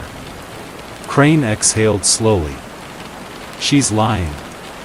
The next morning, Crane made the call to Clara. They arranged to meet not at the police department, but at the Yale Greenhouse Archive, neutral ground, under soft light and academic distance. Clara arrived with the same sharp jawline as her father and a scarf wound around her wrist, hiding what Crane now realized could have been a puncture wound. "You said you hadn't seen your father," Crane began, voice calm. "That the last time you spoke was years ago." "That's true. And yet, 3 weeks before his death, you were photographed with him, at the New Jersey International Botanical Expo." Clara didn't blink. But she leaned back slightly, a ripple of tension beneath her collar. "We didn't plan to see each other," she said eventually. "I was presenting a paper. He was giving the keynote. We crossed paths by accident. And argued." Clara paused. "He accused me of using proprietary material in my research. I told him I didn't need to steal from him. That I'd surpassed him. He called me reckless. Said I was playing with ecosystems I didn't understand." "Were you?" Clara narrowed her eyes. "What is this, a cross-examination?" "It's a murder investigation." Crane slid the patent sheet forward. "We found your gene. In the plant that killed him." Clara didn't move. For a long moment, her eyes hovered on the page. And then she laughed, short, breathless. "That's not possible," she said, too quickly. "But it's true." Clara's voice dropped. "Then someone altered it. Someone spliced my work into his. Why would anyone do that?" "I don't know." Crane leaned forward. "You were his daughter. His heir. And you were cut out of everything." Clara's face hardened. "No. I walked away. He never forgave me for it. So why come back?" Clara hesitated, a flicker of something unreadable crossed her face. "I didn't," she said. "Not to see him. Not really. I just wanted to prove. I didn't need him anymore." Crane left the meeting unsettled. Clara hadn't cracked. Hadn't confessed. But there was something in her answers, something rehearsed, brittle. Like a theory that didn't quite fit the evidence. Then, that evening, came the letter. It arrived at the station in an old envelope, addressed in neat Detective Isabel Crane, Millstone PD. Only to be opened in the event of my death. No return address. No stamps. Crane slid it open carefully. Inside was a single page, yellowed, hand-typed. July 6, 2013. If you're reading this, I'm either dead, or too close to it to stop what's coming. I've made mistakes. Big ones. Scientific, personal. Some I've hidden too long. Others I thought time would erase. But Clara, she didn't deserve what I did to her. I stole something from her. Something small, but meaningful. Her research. Her future. I thought I was protecting her. From the institutions. From their appetite. But I was really protecting myself.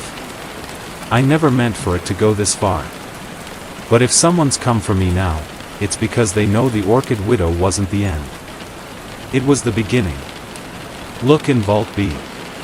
And if Clara's still alive, tell her I'm sorry. Ellis Monroe. Crane read the letter 3 times. Vault B. It wasn't on the original floor plan. Not in the lab inventory. Not in Monroe's will. She picked up the phone and called Harris. "We're going back to the greenhouse," she said. "And we're bringing a drill." "That not worse." He leaned forward. "You think that plant was an accident? That it just evolved to produce neurotoxins that mimic paralysis but leave full brain activity intact?" Crane narrowed her eyes. You're saying it was engineered. I'm saying Ellis didn't work alone. And who helped him? Victor smiled, not with pleasure, but with restraint. Look harder at Vault B. That afternoon, Crane returned to the vault with Harris and a new theory. The Orchid Widow wasn't the most dangerous plant in Monroe's collection, it was just the most famous. Something else had been hidden. Possibly co-developed. Possibly stolen. Inside Vault B, they took inventory again. 3 hybrids from Clara's line. 2 from Monroe's. 1, unlabeled, still frozen, had a data chip embedded in the sample sleeve. It took hours to decrypt. When the file finally opened, it displayed a schematic. A genetic algorithm designed to manipulate growth rates in cortical tissue, in humans. It wasn't a plant anymore. It was a neurological delivery system. A weapon. And the patent on the chip? Victor Lang. Now everything made sense, or at least, more than it had before. Victor hadn't been cut out of Monroe's previous will. He'd been positioned to inherit the lab, the infrastructure, the intellectual property. But Monroe had changed course in the final hour, written a letter, signed new papers. If those changes were filed, Victor would lose it all. Unless the letter never made it into the system. Unless Clara never made it out of this investigation alive. The pieces were aligning: motive, opportunity, desperation. But Crane wasn't ready to arrest anyone. Not yet. Not without proof. And so she turned back to the house. One room hadn't been searched, not by police, not by archivists. The solarium, sealed since the investigation began. It had its own lock, its own filtration system. No cameras. A glass room, where Monroe often wrote letters in the morning, according to his nurse. Inside, it was humid, quiet, strangely peaceful. On the desk, a blank envelope. Crane opened it. Inside was a flash drive. She slipped it into her tablet. One video file. It opened with Monroe's face, worn, tired, and serious. If something's happened to me, he said, then you need to understand this: I was being watched. Victor knew about the Orchid Widow, yes. But not about Project Cora. That was Clara's design. She was close to something extraordinary, something that could heal or destroy. I was afraid of what it meant. But she deserves to finish it. If she's alive, protect her. If she's not, find out who stopped her. Crane sat back, heart pounding. Project Cora. Clara's research. Not just something Monroe stole. Something worth killing over. Victor Lang had been the golden boy. 7 years under Monroe's wing, his name listed on papers he hadn't fully written, patents he hadn't truly developed. But no one questioned it. Not Monroe, not the university, not the industry. Victor was charming, brilliant in public, calculated in private. And most importantly, loyal. Or so everyone thought. But loyalty, Crane had learned, is often currency, and Victor had stopped seeing value in Monroe the moment the will changed. The break came with a single leaf fragment, pressed flat beneath the shards of the terracotta pot. Initially dismissed as debris, it was later examined during a second sweep of the evidence lab. DNA analysis revealed something unusual. The leaf had absorbed a synthetic compound, a high-efficiency nitrate blend fused with copper nanospheres. It wasn't commercially available. Only one greenhouse in the state of Connecticut had access to it. Victor Lang's, at the university's private research wing. That fertilizer had a unique chemical signature, developed for rapid orchid growth. It was experimental, and unregistered. When forensic techs traced a vial of the compound to Victor's locked supply closet, the weight of evidence began to tip. But it wasn't the final blow. That came from his computer. The search warrant was granted late on a Tuesday. Victor had left his office in a hurry that morning, a lecture cancelled, a calendar wiped clean. Crane's team accessed his university desktop, then cloned the hard drive. Buried in a directory disguised as grant proposals, they found the document. A forged will, complete with Monroe's signature, a fabricated witness, and a timestamp of July 7, 2013. The forgery was elegant, precise. But one fatal mistake betrayed him. The document's metadata showed it had been created after Monroe signed the legitimate revision, leaving everything to Clara. Victor had prepared for a version of the future in which Ellis Monroe died quietly, with no final letter, no discovered safe, no change of heart. He'd gambled, and lost. The last piece was the lock system. Detectives had initially assumed the greenhouse was locked from the inside. But Harris noticed something odd about the irrigation data from the night of Monroe's death. The valve controls had a 90-second power dip at 3:12 a.m., exactly 1 minute after the system reset its internal clock. Someone had accessed the manual override. Further analysis uncovered a timed latch installed near the west door, a custom magnetic switch tied to the sprinkler schedule, concealed within the housing of the central timer unit. The device was traced back to an order placed by Victor 6 weeks before the murder, using a burner account linked to his lab grant. He'd set it all in motion: the transport of the orchid widow from his university greenhouse, the injection of its toxin into the stem, the planting of the terracotta pot. He timed Monroe's usual greenhouse visit, ensured the poison would be absorbed through the orchid's thorns. Then he left, knowing the latch would reseal the door, locking Monroe inside. Victor counted on silence. Instead, the leaf spoke. The arrest was swift. Victor offered no confession, but also no defense. He'd underestimated Clara. He hadn't imagined she'd come to Millstone. That she'd challenged the legacy he thought was his by default. His face, during the arraignment, was blank, the facade finally cracked, the charm extinguished. Clara didn't attend. She was at the estate, in the greenhouse, tending to the plants that had nearly become her father's tomb. A month later, Crane returned to the property to hand-deliver the last file, Monroe's authenticated letter, approved by probate court, officially naming Clara the heir to the Monroe Foundation, its patents, and Vol.2. Clara accepted the envelope without ceremony. Her eyes lingered on the greenhouse. "I thought I wanted all this," she said quietly. "For revenge. Or recognition. I'm not sure which." Crane nodded. "What changed?" Clara looked back at the glass doors. The vines had begun to bloom again. She'd removed the orchid widow, placed it in an isolated terrarium. "I realized he didn't just give me his lab," she said. "He gave me his guilt. And I have to decide what to do with it." That winter, the Monroe Foundation announced a full transparency initiative. They opened their database to academic review. They donated vault samples to medical research, under Clara's name.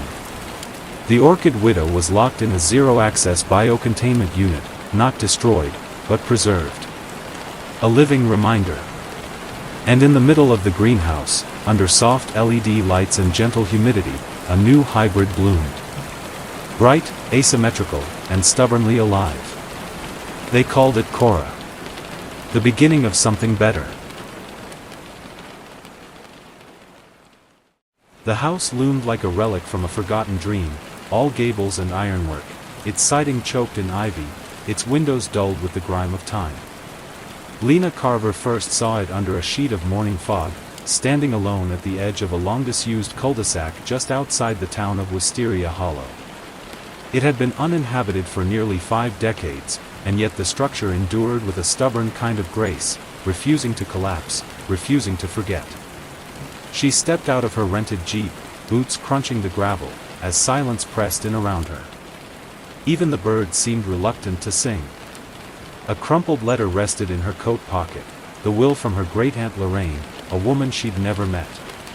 The house had come to her unexpectedly, left in trust, for the blood kin most inclined to shelter broken things, whatever that meant. There had been no phone call, no ceremony. Just a manila envelope postmarked from a long-defunct law firm and a skeleton key tucked between pages yellowed at the edges. Lena had taken it as a sign. She was 29, recently single, newly unmoored. Her architectural firm in Austin had quietly folded during the tail end of the pandemic, and her lease expired the same week. The house, she told herself, was a project. A fresh start. A beautiful disaster in need of vision. What she hadn't expected was the mirror house. That was what locals called it, though no one had said why, not yet. She found out quickly enough. The front door groaned on its hinges, sighing like a person exhaling after a long wait. Dust spiraled in the sunlight, and for a moment Lena stood motionless, eyes adjusting to the dim. The interior had the skeletal elegance of a Victorian asylum, wide central stair, tall wainscoting, ceilings too high to be cozy. And mirrors, everywhere. Not just in frames. Full mirrored panels inset into the walls, cracked silvering in Art Deco bevels, even shards embedded in molding like teeth. The reflections warped and bent as she moved, catching slivers of herself at odd angles. It was grotesque. It was beautiful. She was hooked. She unpacked in stages, sleeping the first night in a weathered chaise beneath a vaulted sunroom ceiling. With each room she explored, the house revealed its eccentricities. The library was perfectly sealed, yet the scent of pipe smoke hung in the air. The second floor had an inexplicable cold spot near the east window. The master bathroom had a floor-length mirror embedded in the ceiling, directly over the clawfoot tub. It was obscene. She loved it. Lena had always been good at marketing. She knew how to document a renovation, voiceovers, sped-up sanding, mood music laid over rusted hinges creaking open. Her TikTok channel, Build Witch, had a modest following when she started. Nothing major. Just a few thousand fans from design school, some curiosity seekers who liked haunted architecture.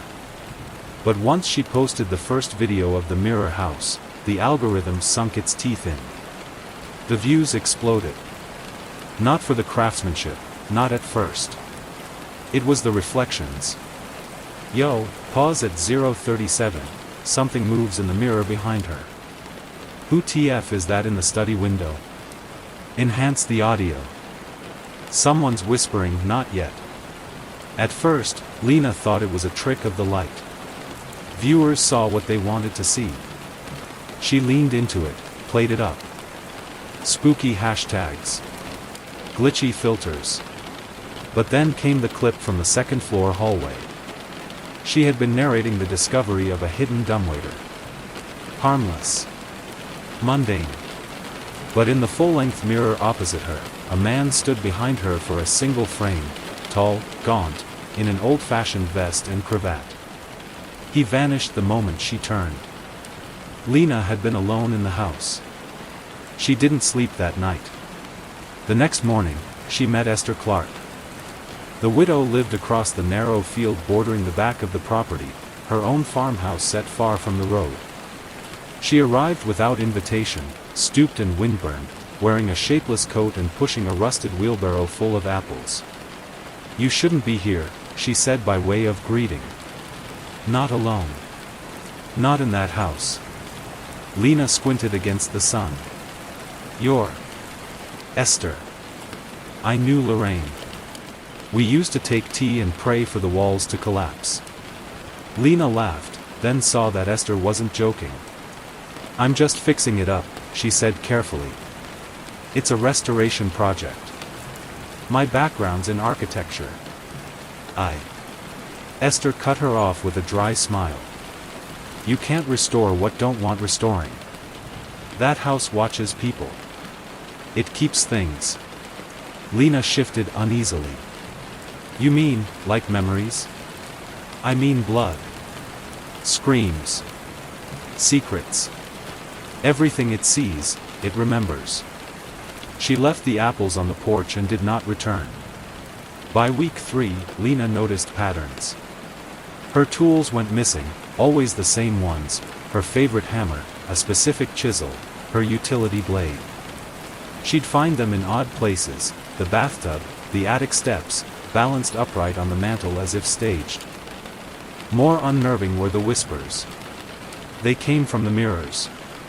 She tried to tell herself it was feedback, maybe the old HVAC waking up, or wind squeezing through window panes. But some of the whispers sounded like words. Stay. Mine. Not yet. She recorded one late night while painting trim, just to prove to herself it was nothing. But when she slowed the audio down to analyze it, something clear came through, a male voice, faint but insistent. Where is my face? The TikTok clip hit 2.3 million views in 48 hours. Lena's follower count tripled. Offers for podcast interviews and TV rights poured into her inbox. She ignored most of them. Because now she was genuinely afraid. The attic was sealed. She discovered it one night around 2 a.m., jolted awake by a noise overhead, a soft dragging sound, like someone pacing in socks. But the blueprints she'd found in the basement made no mention of a fourth level. Still, there was a hatch in the upstairs hall ceiling. Someone had nailed it shut with 6-inch iron spikes, driven in so deep the wood splintered outward like it had been trying to burst free. She stood under it for a long time, breath shallow. The sound stopped. The next morning, the hatch was smeared with fingerprints, too large to be hers, and far too high to reach. She found a name in the town archives, Dr. Jonas Vellum, the house's original owner. A psychologist who specialized in behavioral mirroring. His practice, once prestigious, ended abruptly in 1978 when he vanished without trace. Police reports hinted at oddities, rumors of patient disappearances, soundproofed rooms, seances masquerading as experiments. But no charges were filed. The file ended cold. The house was boarded up months later. In one grainy photograph, Lena saw him, the same thin face from the mirror. She closed her laptop, hands shaking. Esther returned just before the first frost. You need to burn it, she said flatly. Now. Before the walls start to answer. Lena tried to laugh. You sound like my comment section. You think it's a story, Esther whispered. You think this is branding. But that man you saw, he lived in those mirrors. He made them into doors. And he isn't gone. Just waiting. Lena stepped back. I've already posted renovation updates. I'm kind of stuck now. Then don't turn your back on your reflection, Esther said. Because one day, it won't match you anymore. That night, Lena filmed in the library. She was halfway through describing a warped cornice when her phone slipped off its tripod. It landed face up, still recording. She didn't see what it captured until later.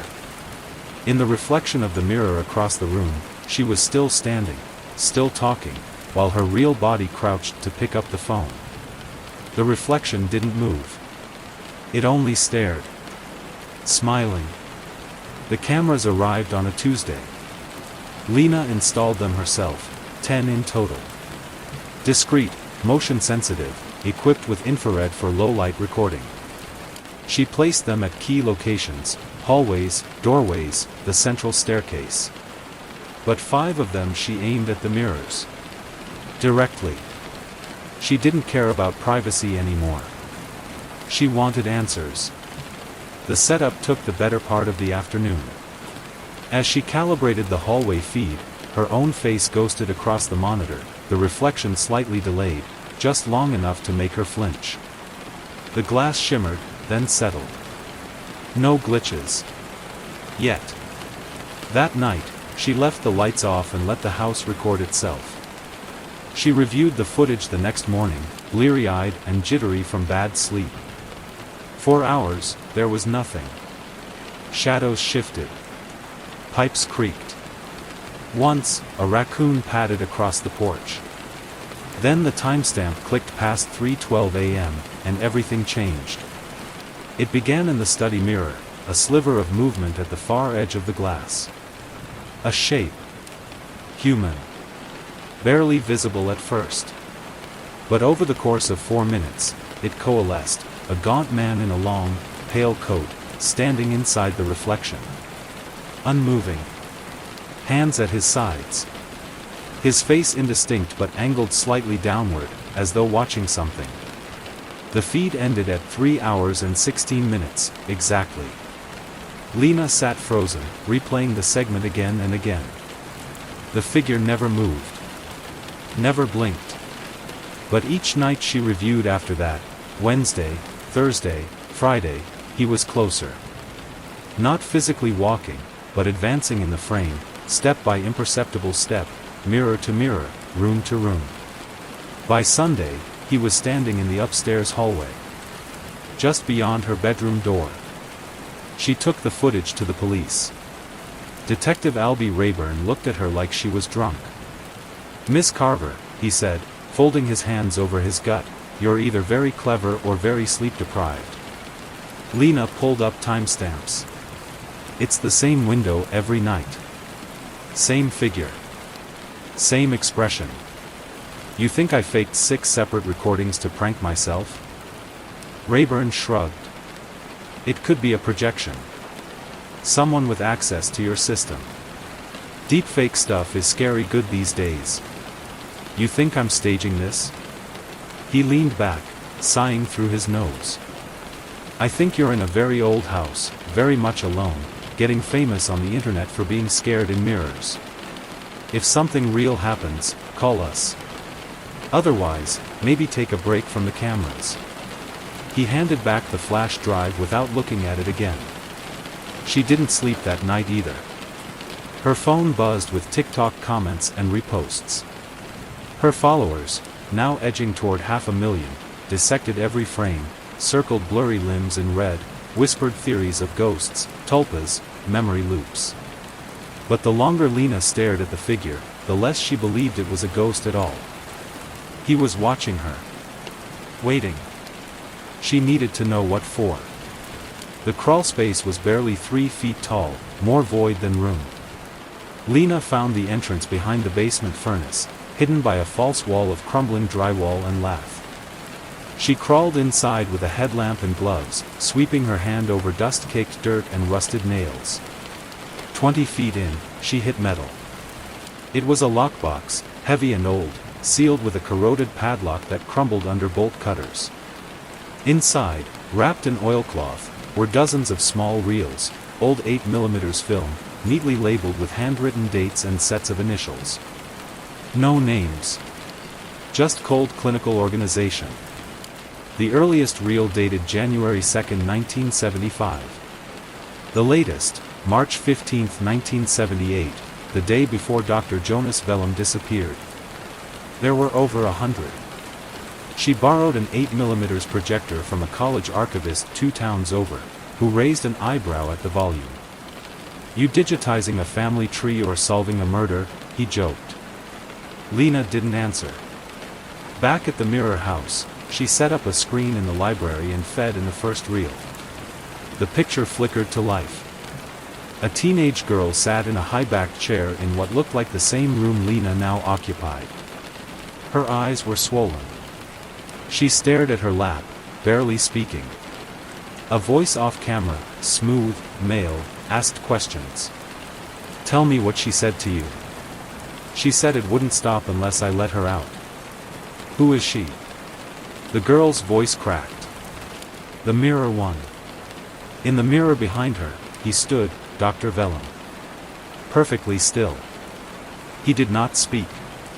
Did not move. He simply watched. The girl began to sob. Please, I just want to go home. I want her to stop looking at me like that. The film ended at exactly 3:16 a.m., confirmed by the timestamp etched on the corner. Lena's hands were shaking too hard to reload the next reel. She watched 12 more that night.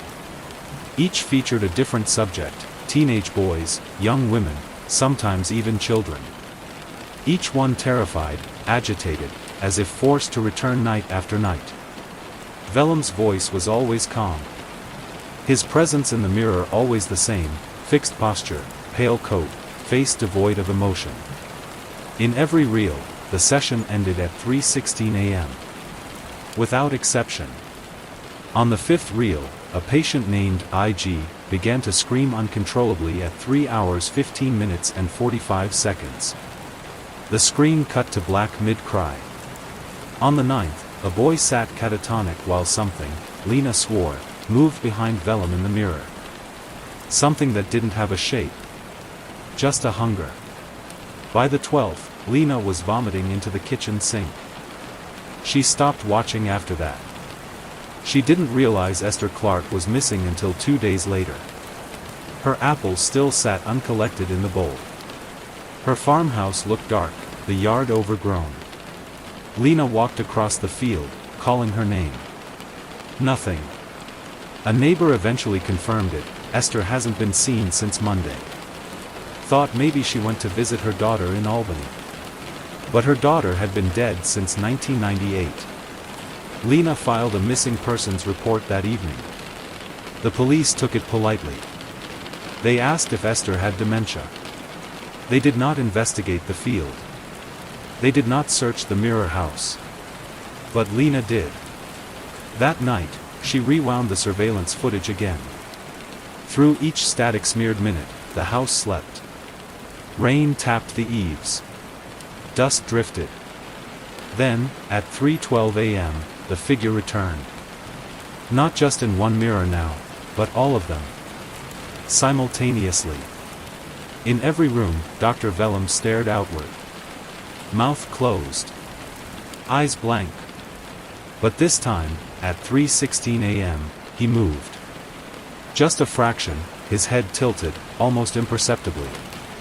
And behind him, in the silver blur of the upstairs mirror, Esther's face appeared. She was screaming. It took Lena 2 days to work up the nerve to leave the house. Not from laziness or denial, but the mounting dread that something would follow her. She had begun covering the mirrors at night, even unplugging the cameras. But somehow, the reflections still found her. She saw them in her phone screen, her coffee, the polished blade of her utility knife. And always, at exactly 3:16 a.m., the whisper came. Confess. The retired archivist lived on the edge of Dunsloe County, in a barn retrofitted into a screening room. Bernard Raskin, 83, smelled like pipe tobacco and lemon cleaner. A former preservationist for the State Historical Society, he was nearly blind in one eye and didn't seem impressed by Lena's fame, only curious about the reels. They're genuine, he said after examining the film stock. Kodachrome 8mm, manufactured mid-60s to mid-70s. This reel here? The emulsion degradation puts it around 1968. Where'd you say you found these again? A family property, Lena said, lying. He nodded, distracted. There's magnetic striping on the edge. Sound film. You'll need a synced projector to digitize, I've got one. She watched him scroll through a legal pad, logging each reel's dates and initials. It took Bernard 3 hours to sort through the full lockbox. When he finished, he looked up slowly. These aren't home movies, he said. They're session tapes. Institutional. Lena leaned forward. What kind of institution? Raskin stared at her for a long moment. Then, carefully, he placed the last reel aside and tapped the cover of his notebook. There's a pattern here, he said. Each subject appears multiple times across consecutive days. Then they stop. No resolution. Just abrupt endings. He circled the final date on one of the entries. March 14, 1974. Subject, J.W. This name, he said. J.W., Judith Wepler. That's a real person. A missing persons report filed the same week in Wisteria Hollow. He slid a stack of cross-referenced documents toward her. He'd been busy.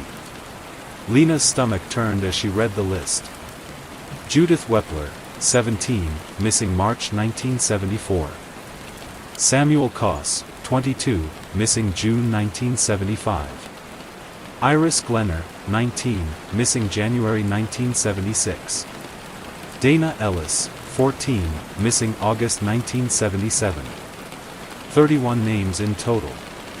All matching the initials. All last seen within 72 hours of their final filmed session. None found. Back at the Mirror House, Lena sat in the cold library, flicking through her phone with trembling hands. Her followers were demanding updates. Theories were turning vicious. Some believed it was all a stunt, a film project, maybe a viral horror series. But the others were beginning to believe the house was real. She posted nothing. Just silence. That night, she dreamed of mirrors shattering from the inside out. It was in the attic that she found the truth. She'd gone up to install motion lights and check for raccoons, armed with a flashlight and crowbar. Most of the attic was insulation, cardboard boxes, forgotten trunks, and a heavy dust that coated her lungs like ash.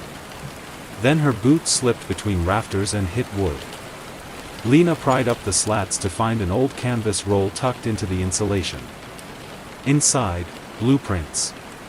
They were dated 1966, stamped with a sigil from an architectural firm that no longer existed. Across the top margin, handwritten in precise calligraphy, was a name. Vellum Institute for Psychiatric Correction. Her breath caught. The diagrams were meticulous. Floor by floor. Room by room. She recognized the library, the study, the upstairs halls. But beneath all of it, beneath even the foundation, was an entire level she'd never seen on any official survey. A hidden floor. Sub-basement level -1. It wasn't a bunker or wine cellar. It was a surveillance facility. One-way glass rooms. Control hubs. Channels for reel-to-reel recorders. Integrated microphones and psych-reflective chambers, small, bare rooms with a single mirror on one wall and a bolted steel chair facing it. Each labeled, Confessional A, Confessional B, Congruency Trial Room 3. At the center of the plan, a small square labeled simply, JV, Control Office. Her fingers trembled as she turned the page. There was more. Marginalia. Handwritten notes. Subject requires a mirror at all angles, never allowed to look away. Refusal to confess prolongs exposure. 316 threshold appears consistent. Record results nightly. Congruency is only achieved when the self no longer resists. Lena dropped the pages and stumbled back. It wasn't therapy. It was torture. That night, she searched the basement for signs of an access point. Behind the furnace, she pulled away the remaining drywall and found it, a narrow iron door sealed with a padlock and painted over so many times it had fused to the frame. She used a crowbar and hammer until her arms ached. The lock finally snapped. The door creaked open. Behind it, a narrow stone stairwell spiraled down into the dark. She didn't go in. Not yet. But from the bottom of the stairs, she heard it. A soft mechanical hum. A reel-to-reel tape, running. And beneath it, a whisper that slid along her spine. Confess. Lena waited until just past midnight. The house was still, almost reverent, as if it knew what she was about to do. She wore a headlamp, a bodycam rig, and carried 2 battery backups, a crowbar, and a flashlight duct-taped with red gel to preserve night vision. The basement was colder than before. The iron door still hung open. Beneath it, the stairs spiraled down into darkness like the throat of some ancient beast. She began her descent at 12:47 a.m. The air thickened the deeper she went. Cold, sterile, and electric, like a server farm or an old morgue. The stairs ended in a narrow corridor paneled with steel. The floor sloped slightly downward. Her boots echoed louder than they should have. She passed through 4 doorways before reaching the first cell.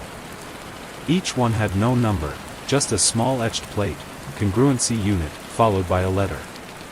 Inside were metal chairs bolted to the floor, a mirror mounted across the wall, and what looked like a long-dead speaker grill embedded near the ceiling. The mirrors, despite the lack of maintenance, were clean. Too clean. In the fourth chamber, she saw it, scratched directly into the wall, in shaky, frantic gouges. She came through the glass. IG. The initials matched one of the reels, Iris Glenner. A runaway, declared missing in January 1976. Her last tape ended in a scream. Every room she passed told a similar story. Etchings. Claw marks. Full paragraphs rammed into steel. I see me but she's not me, DE. I won't confess. I won't give her that, SK. IT smiles when I cry, JW. Each signature was a name Lena knew. Each one had vanished. She found the control room deeper in. At the center of the underground floor plan was a steel-paneled command center with an observation wall, 10 windows of one-way mirror glass that looked directly into the confessional cells. A reel-to-reel recorder still sat on the desk, long dead. Shelves on every wall were lined with cassette tapes, carefully labeled and organized. Most bore clinical titles: Post-Session Audit, DE/February 22, 77. Others were marked with strange names: Self-Splintering, Subject 12, Incident 3, Disassociation Loop Failure. Lena loaded a cassette at random. It crackled to life with warped hiss. A voice, clear, calm, and articulate, echoed from the speakers. Mail. Cold. Post-session log, March 5, 1977. Subject, IG remains in an agitated state. No confessional breakthrough. However, she displays potential for high-yield congruency. Mirror response time, 3.2 seconds. Echo behavior initiated. Observation ongoing. The voice clicked. Then another recording began. Dr. Vellum again. Slower this time. Measured. Like he was thinking out loud. Some minds do not fracture. They reflect. And when they do, they become dangerous. The mirror doesn't show the truth. It waits for it. And when it finds it, it keeps it. Click. Static. Then Lena's camera battery died. Darkness swallowed the room. Her breath caught. She scrambled for the spare battery, fingers trembling. When the cam finally powered back on, with a beep that sounded too loud in the silence, she glanced at the preview screen to adjust focus. And froze. The reflection in the lens wasn't hers. Not anymore. It was him. Dr. Vellum. Smiling. Watching. She bolted up the stairwell, lungs heaving, heart stammering against her ribs. The house seemed wrong when she emerged. The walls too close. The reflections too still. She didn't sleep. She didn't speak. She didn't post. But someone did. The next morning, her TikTok was flooded with comments on her last upload, a short video she'd posted 2 nights earlier, her explaining the blueprints in the attic, nervously tracing lines on old paper. It had seemed harmless at the time. But the comments were different now. Who's the man standing behind you at 038? Look at the mirror, why is your reflection still smiling after you turn away? Okay Lena, this isn't funny anymore. Are you okay? That's not your voice at the end. Who said, confess? Pause at 3:16, just trust me. She watched the video again. Her voice. Her hands. Her outline, all exactly as she remembered. But when she looked closer at the frame behind her, in the glass of the picture frame, just above her shoulder, he was there. Dr. Vellum. And as she turned away, her reflection stayed frozen for half a second too long. Still smiling. It started with screaming.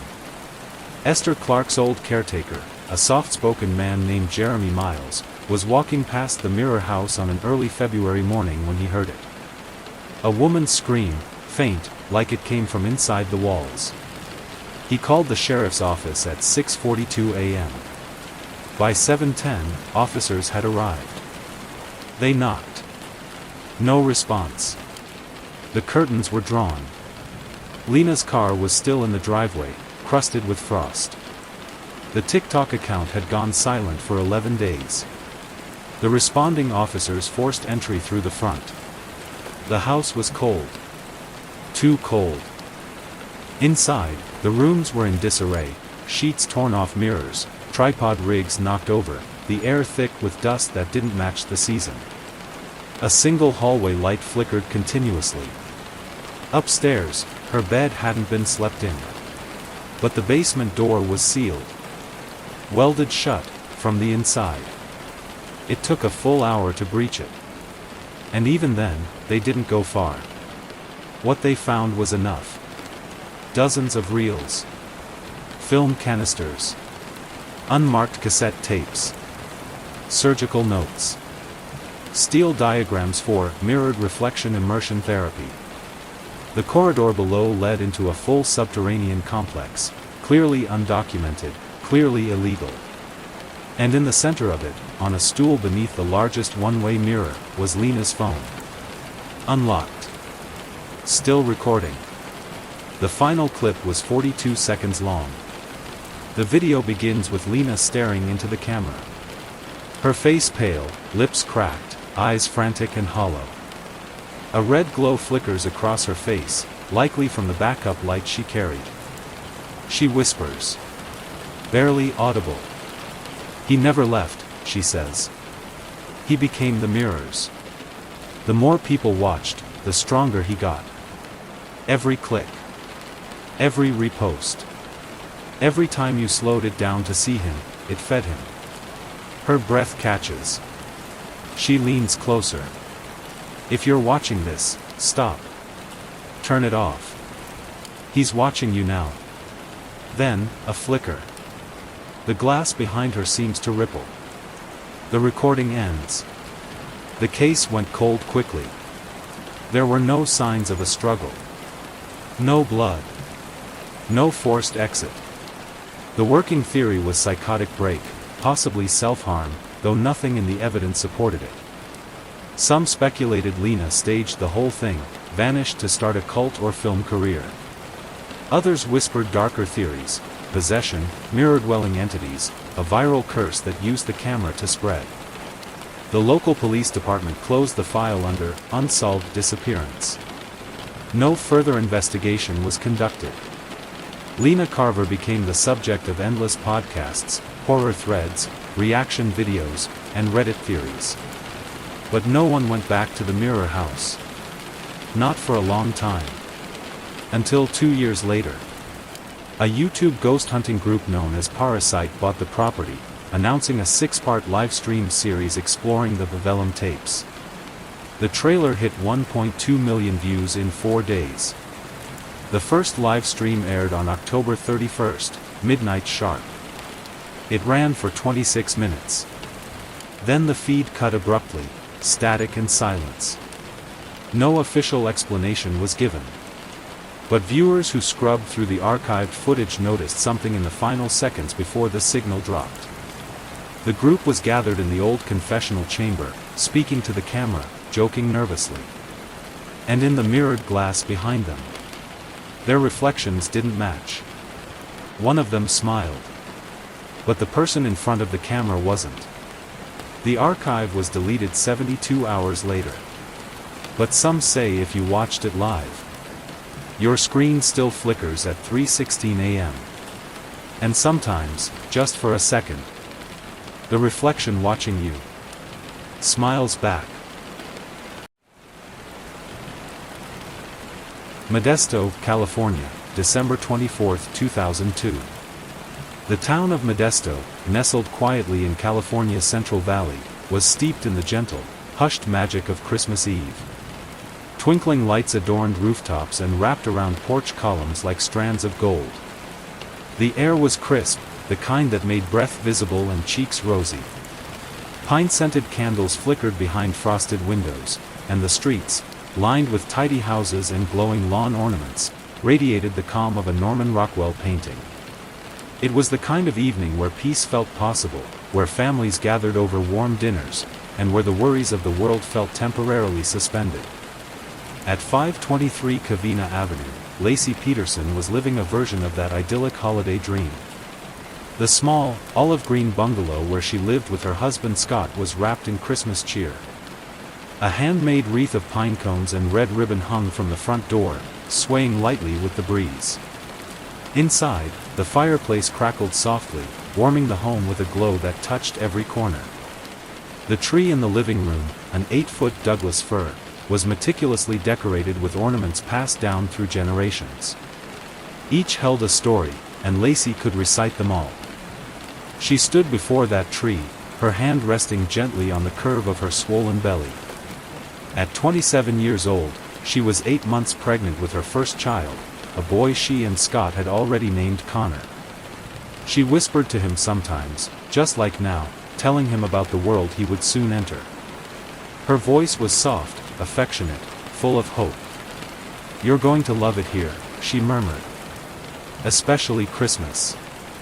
It's always been my favorite."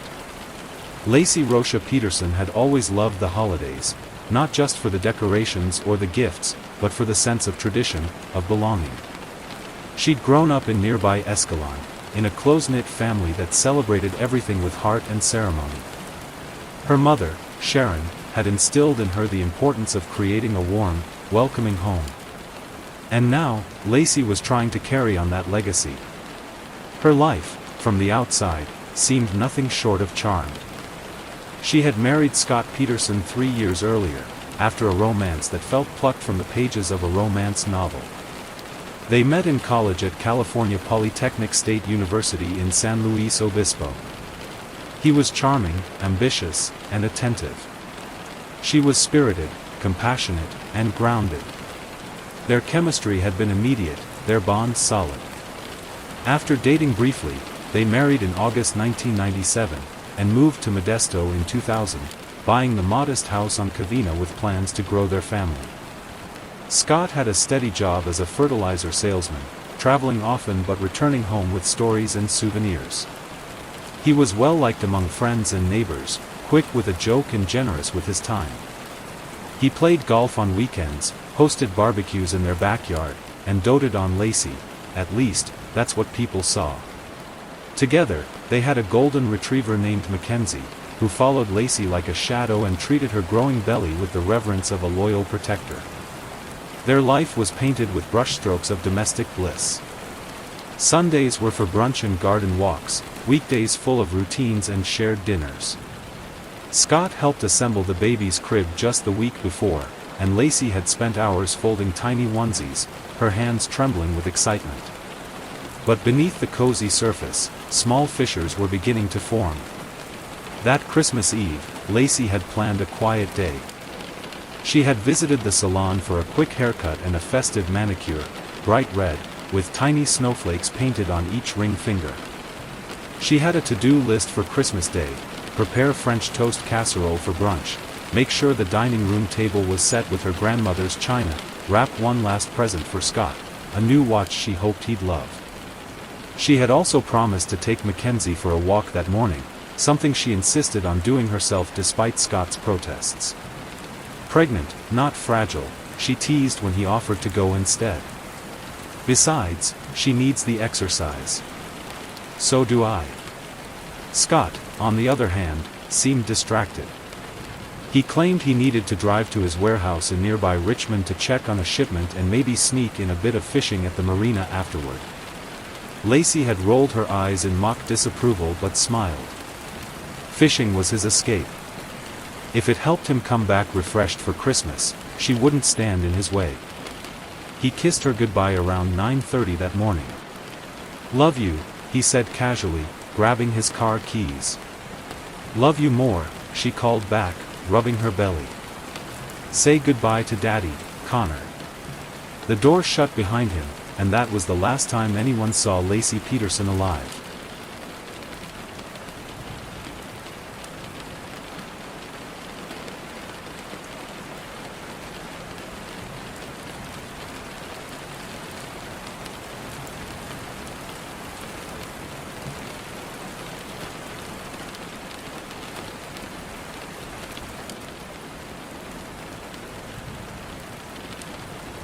The day passed in subtle, almost imperceptible shifts.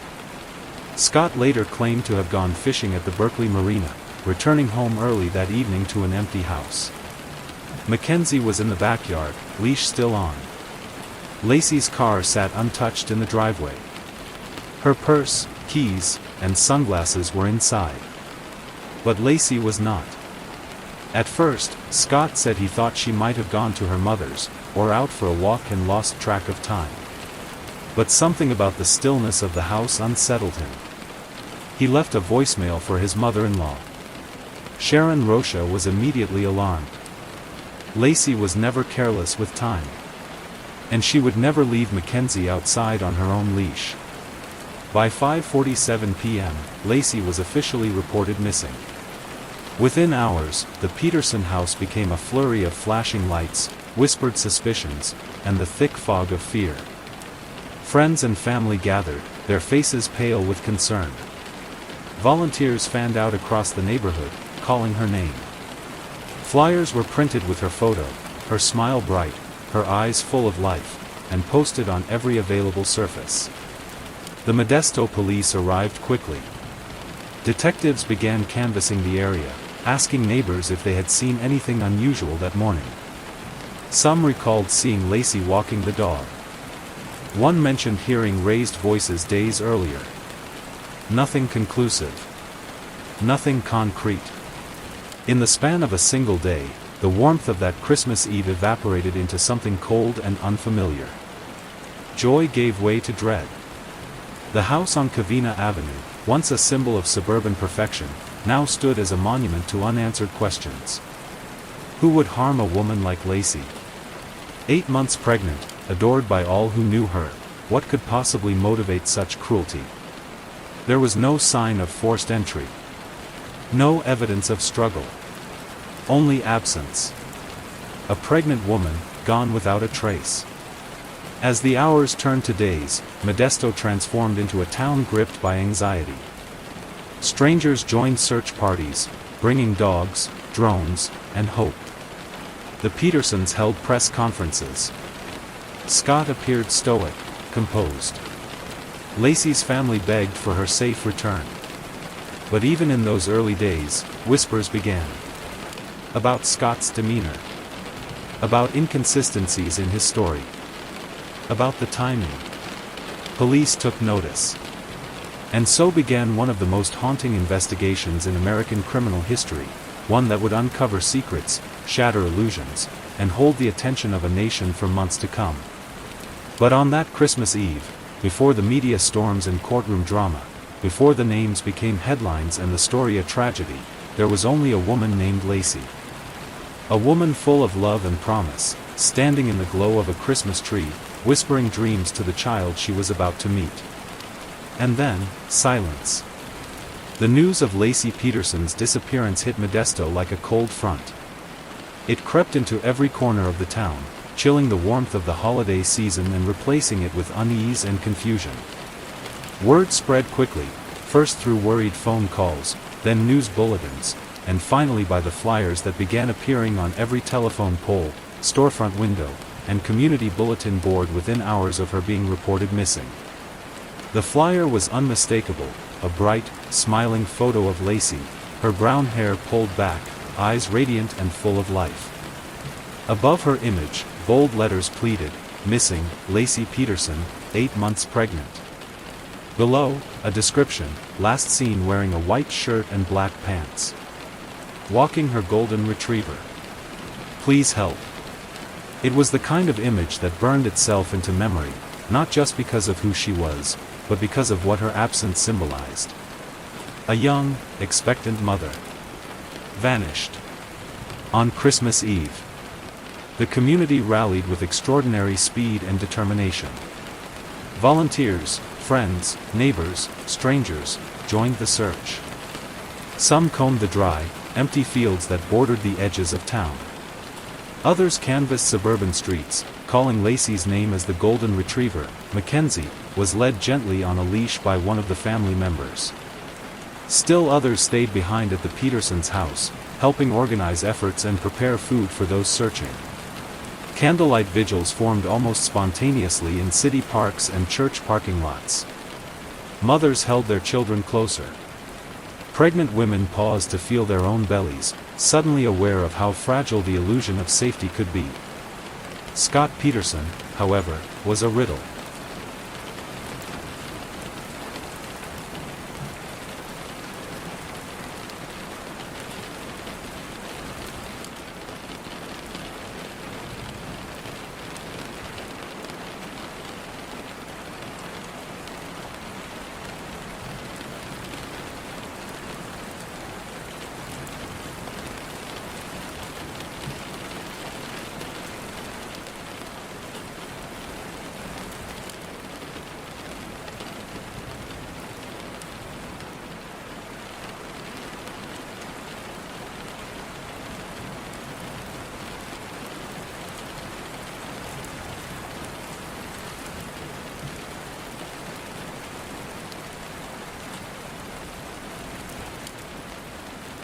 He told police that on the morning of December 24th, Lacey had planned to walk Mackenzie through the neighborhood and then drive to a nearby grocery store to pick up ingredients for Christmas morning breakfast: eggs, cinnamon, sourdough bread. It was a simple plan, a mundane errand on a holiday morning. Scott said he had gone to the Berkeley Marina, about 90 miles west, for a solo fishing trip, a hobby he'd taken up recently. He left the house around 9:30 a.m., returned that evening, and found Lacey gone. Her car still in the driveway. Her purse inside. The dog in the backyard. To police, something about that story didn't sit right. Who goes fishing alone on Christmas Eve, especially when their wife is nearly 9 months pregnant and preparing a family celebration? And why drive all the way to Berkeley, through the chaotic holiday traffic, to launch a small boat into the frigid, gray waters of the bay? Scott's answers were curiously flat. He repeated his account with a kind of mechanical precision that didn't quite match the emotional gravity of the situation. He didn't plead with reporters. He didn't break down during searches. He never choked up while looking at photos of his missing wife. His effect was wrong, too composed, too rehearsed. Behind the scenes, detectives began to take notes. Modesto Police Detective Al Brocchini was among the first to interview Scott that night. From the outset, something felt off. Scott offered a calm, almost emotionless retelling of his day. He even cracked a joke or two. He seemed more focused on logistics than the fact that his wife and unborn son were unaccounted for. The detective asked him, "What did Lacey say when you left that morning?" Scott hesitated. "She said she was going to mop the floor, walk the dog, and go to the store." "What did she wear?" "I'm not sure," he said. "Black pants, maybe. A white shirt, I think." Those details mattered. But more concerning was what happened next. Within 24 hours of the investigation, police learned Scott had refused a polygraph test. He'd also asked a friend if police could track satellite positioning in his boat. To the untrained ear, that might sound innocent. To investigators, it was a red flag. Even more troubling, Scott's behavior in public did not match what the world expected of a grieving husband. While Lacey's family poured their energy into search efforts, organizing volunteer shifts, fielding media calls, creating websites and tip lines, Scott remained strangely detached.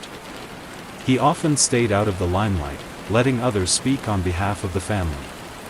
When he did appear, his statements were brief and emotionless. No tears. No visible anguish. Just hollow-eyed interviews and stiff embraces. The public took notice. So did the media. By December 26th, the Petersons' quiet neighborhood had transformed into a buzzing circus of television trucks, satellite dishes, and reporters jockeying for sound bites. National outlets picked up the story.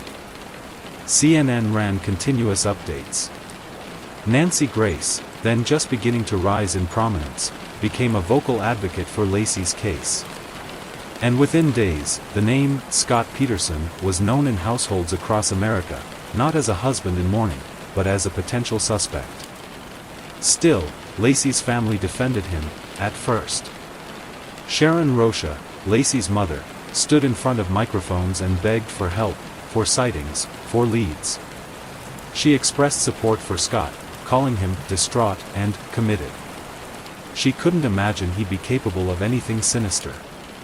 Her daughter loved him. They were planning a future. A nursery. A family. But even Sharon began to sense something wasn't right. As days passed, detectives peeled back the layers of Scott's life, and found fractures hidden beneath the surface. He was having an affair. Her name was Amber Fry, a 27-year-old massage therapist and single mother living in Fresno. The two had met a month earlier, in November, through a mutual acquaintance. Scott told her he was single, widowed, in fact. He said he had lost his wife, and this would be his first holiday without her. Amber had no idea she was dating a man whose pregnant wife was still very much alive. At least, not until December 30th. That day, after seeing a televised press conference with Scott's photo and the word, "husband of missing woman," in the Chiron, Amber contacted police. What she told them shifted the entire direction of the case. Amber agreed to cooperate. In secret, she began recording her phone calls with Scott, providing detectives with a glimpse into the duplicity and compartmentalization he had mastered. On the tapes, he was calm, flirtatious, evasive. He never mentioned Lacey's name. Never hinted at the turmoil surrounding him. As if she didn't exist.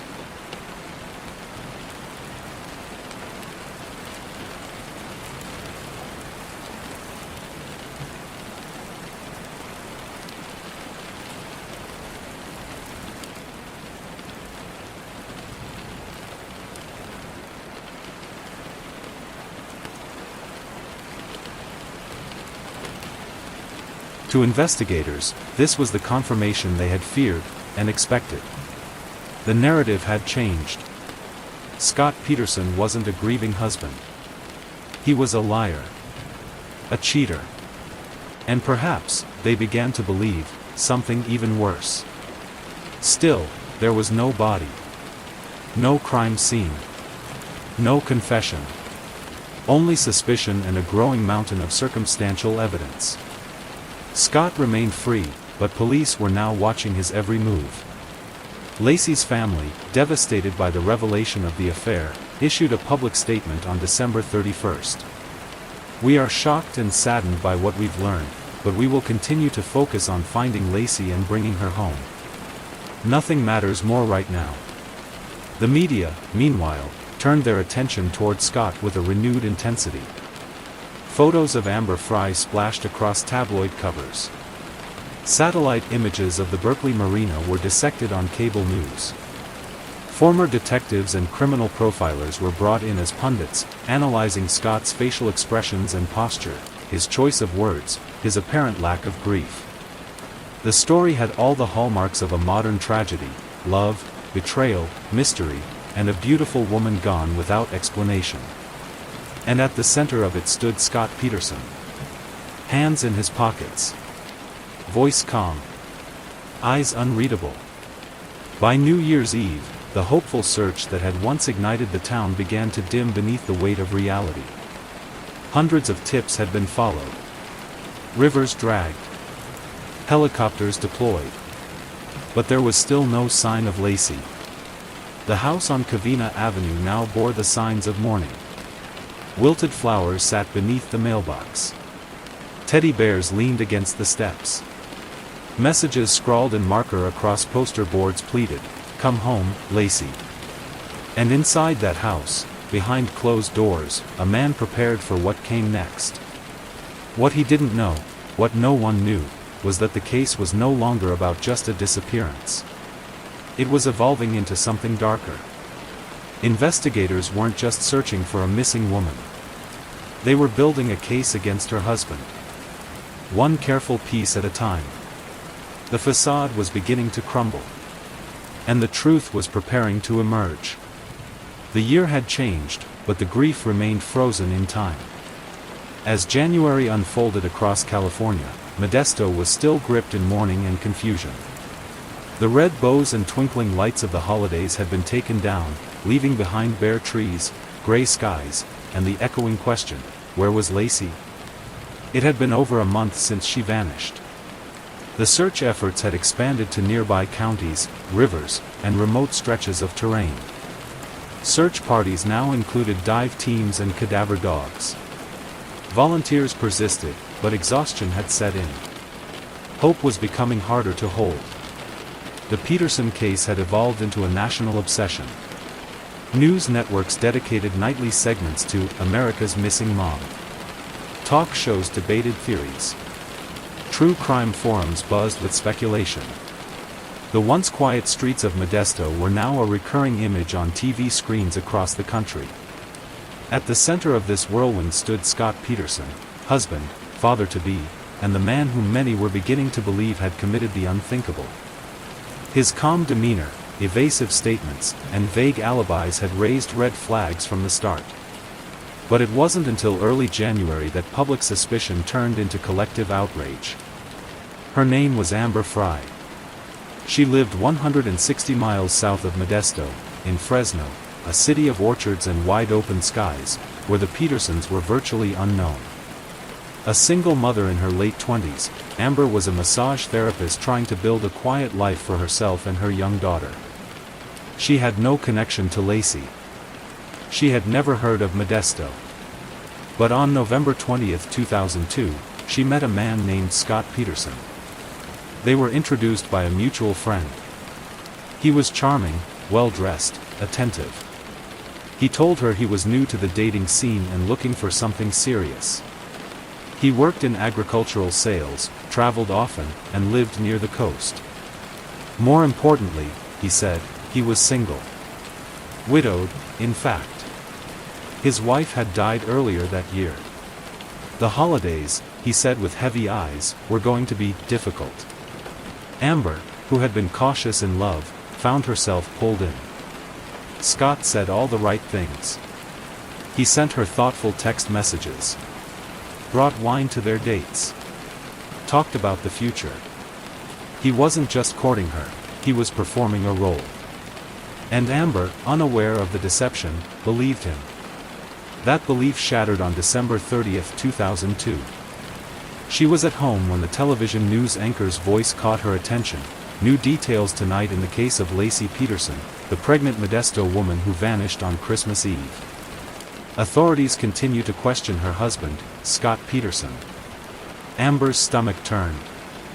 Her ears rang. She rushed to the screen. And there he was. Scott.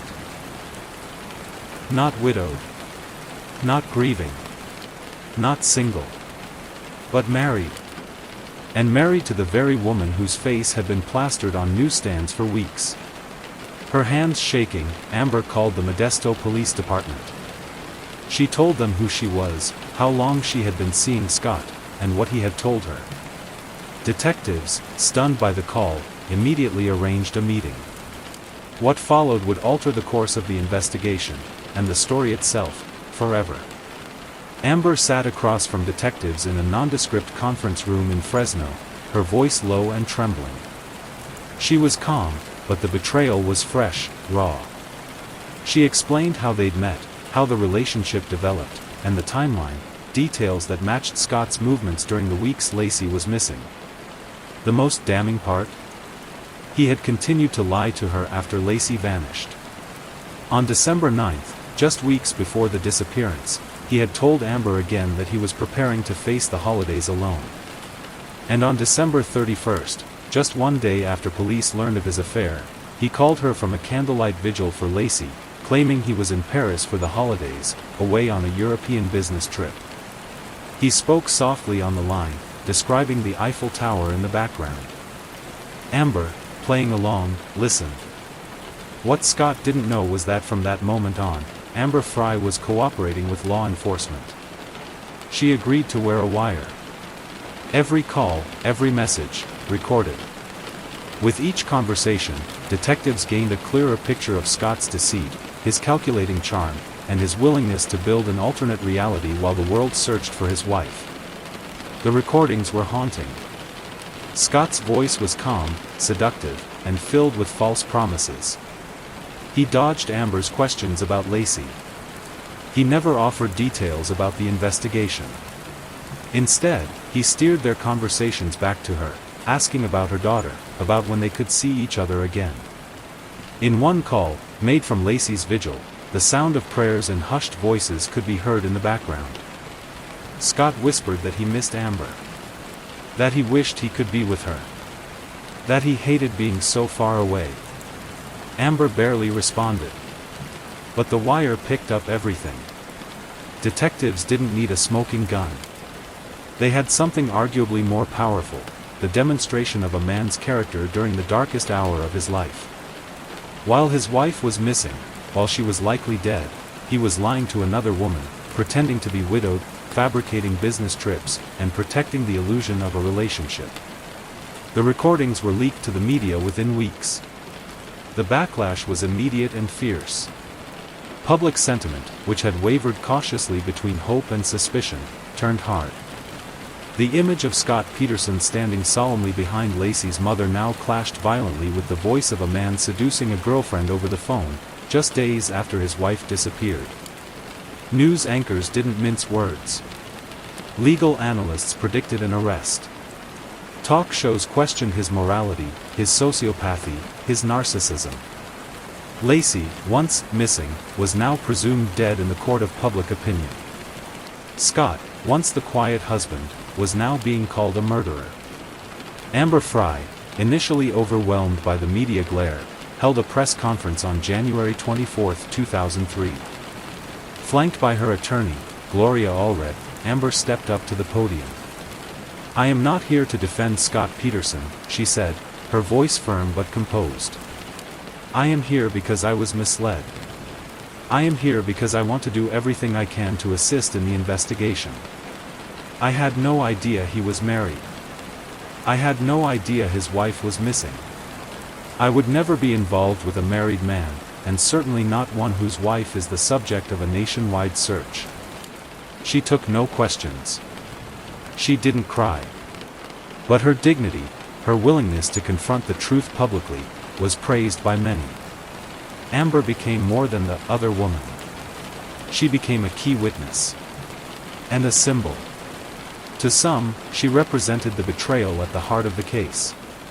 To others, she embodied the courage to come forward and face scrutiny, even when she could have quietly disappeared. As the investigation deepened, detectives began building a case with renewed urgency. The timeline now had an additional layer. Scott hadn't just been lying to the public, he had been maintaining a secret life. One in which his pregnant wife didn't exist. In the weeks that followed Amber's disclosure, authorities retraced Scott's steps with meticulous detail. Cell phone records, GPS pings, credit card statements. They examined his behavior in the weeks before Lacey's disappearance and noticed something chilling. Scott had taken out a large life insurance policy on Lacey months earlier. He had recently researched water currents in the San Francisco Bay. He had even purchased concrete anchors, allegedly to hold down his boat. But no body had been found. No blood. No direct evidence of a crime.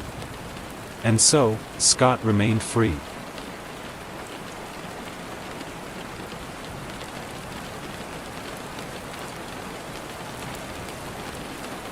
Still, the world had made up its mind.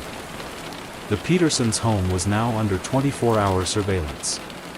Protesters gathered outside, chanting. Reporters camped on the sidewalks. Scott could no longer leave without being followed. His face was no longer just familiar, it was infamous. He had become a symbol. Of duplicity. Of failed fatherhood. Of betrayal. Meanwhile, Lacey's family, once supportive, now saw him through different eyes. Sharon Rocha, devastated by the affair, issued a new statement: "Scott lied to us, to everyone." If he could do that, what else could he be hiding? It was the question everyone was asking. And one that police were determined to answer. Spring crept back into California with blossoms and birdsong, but for Modesto, there was no renewal. The community had endured nearly 4 months of agonizing uncertainty, their hearts suspended between dread and fragile hope. Flyers of Lacey's smiling face had grown sun-faded on telephone poles. The volunteers had dwindled, though some never stopped searching. But no one knew it would be the bay, the same dark stretch of water Scott Peterson once claimed as his alibi, that would give the case its most devastating turn. It was the morning of April 13, 2003, when a couple walking along the shoreline of Richmond's Point Isabel Regional Shoreline made a grim discovery. The woman, walking her dog, spotted something unusual near the water's edge. It looked like the small, discolored body of an infant, damaged by time and tide. Emergency services arrived quickly and cordoned off the area. What they found was more haunting than any searcher had dared to imagine. The remains were of a male fetus, partially decomposed, his umbilical cord still attached. His tiny body had clearly spent months in the water. Police and forensic teams swarmed the scene, collecting evidence and photographs, their expressions tight and professional, but no one could fully shield themselves from the horror of what lay before them. The next day, less than a mile away, a second, more gruesome discovery was made, the partial remains of an adult female. Her body was badly decomposed, headless, her arms and legs missing. The torso had washed up tangled in marsh grasses, carried by the same tidal forces that had left Connor's remains behind. There was no question in the minds of investigators who they had found. They had been searching for Lacey and her unborn son for months. And now, in 2 unthinkable days, both had returned, not in life, but in loss. The area was less than 2 miles from the Berkeley Marina, where Scott had claimed to be fishing on Christmas Eve. The public, still raw from months of speculation, watched the news with hushed disbelief. Candlelight vigils turned into mourning ceremonies. Modesto wept. So did the nation. Lacey and Connor had names again, not just in hope, but in tragedy. Within hours, authorities launched a new phase of their investigation. Forensic experts worked around the clock. DNA from the fetus was compared with samples taken from Lacey's hairbrush and Scott's toothbrush. The match was confirmed in record time. Connor's remains bore the unmistakable genetic signature of the Peterson family. The woman's body, though incomplete, was confirmed to be Lacey based on dental records. Sharon Rocha, Lacey's mother, received the call she had dreaded for 4 months. When police confirmed what she already knew in her bones, she collapsed in tears. Her daughter, her grandson, gone. For detectives, the discoveries were more than a heartbreaking conclusion, they were evidence. The precise condition of the bodies was crucial. Forensic analysts believed the fetus had not decomposed inside the womb but had been expelled, suggesting Lacey had died around the time she disappeared, likely while still pregnant. What disturbed them more was the absence of Lacey's limbs and head. The cause of death couldn't be determined, but the condition of the torso suggested deliberate mutilation, possibly to obscure evidence. To prosecutors, it looked less like an accident and more like a staged disposal. Scott had told them he went fishing in that bay on the morning of December 24th. And now, the water had given up its dead. Investigators moved swiftly. They already had their suspect, now they had what they needed to act. Scott Peterson wasn't at home when the news broke. He was in San Diego, just 30 miles from the US-Mexico border. For weeks, investigators had him under surveillance, tracking his movements, watching his increasingly erratic behavior. But when the bodies were discovered, authorities feared he would run. He had no idea how close they were. On April 18th, 5 days after the remains were found, police closed in. Scott was arrested in the parking lot of the Torrey Pines golf course in La Jolla. To the casual observer, he looked like just another guy on a sunny Friday afternoon, dressed casually, lingering by his car.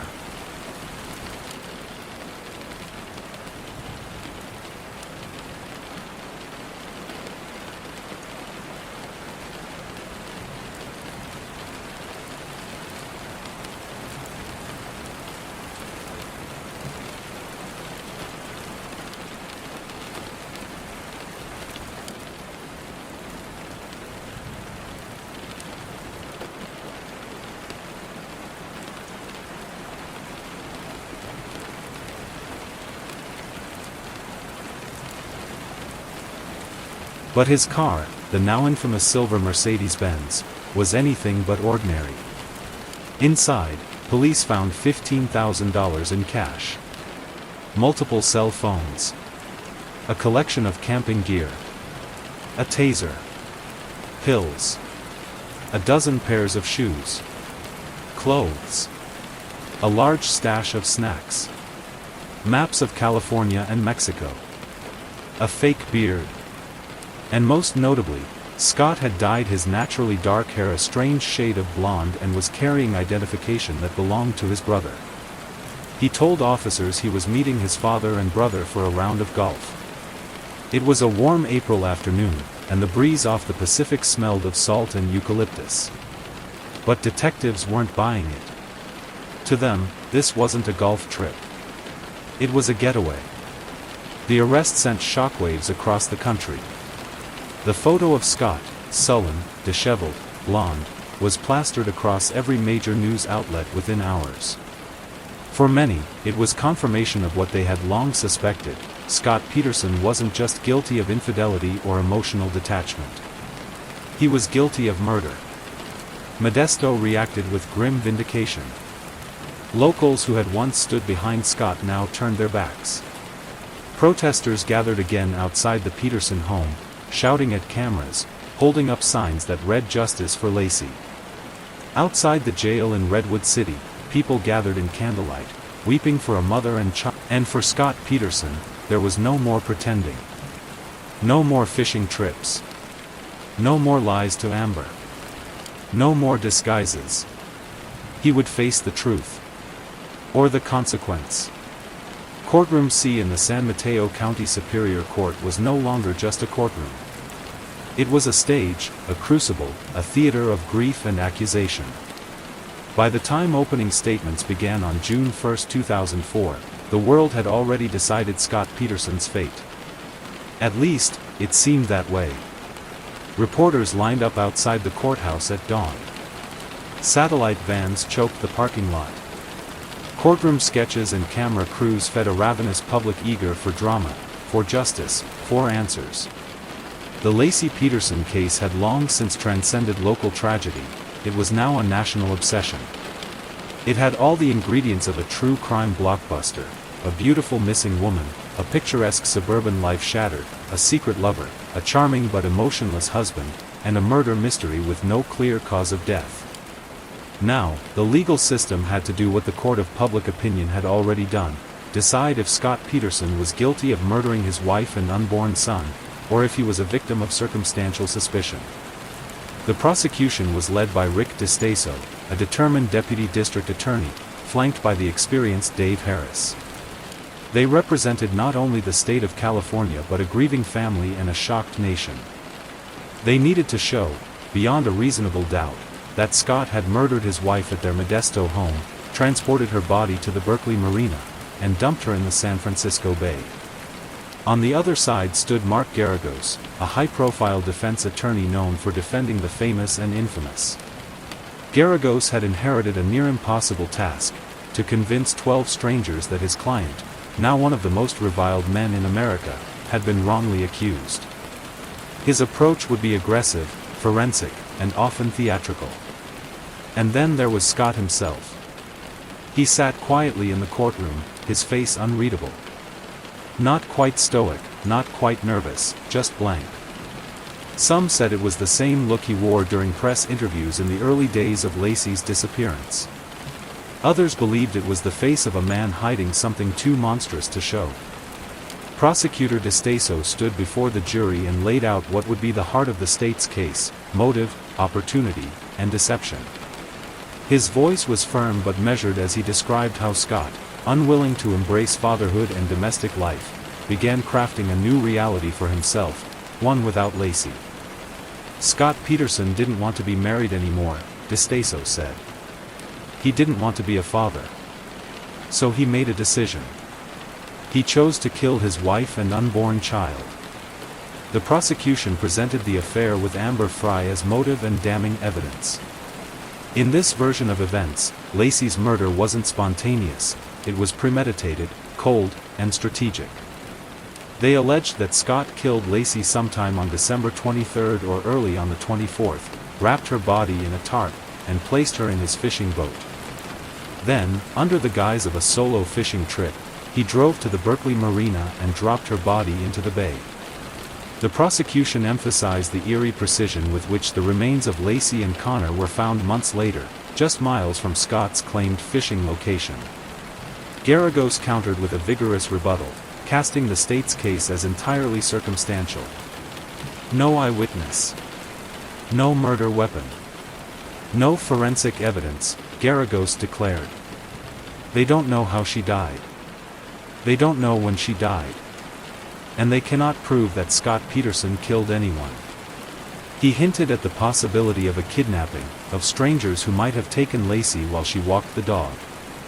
Garagos also alleged police tunnel vision, that once Scott became the primary suspect, investigators stopped looking elsewhere.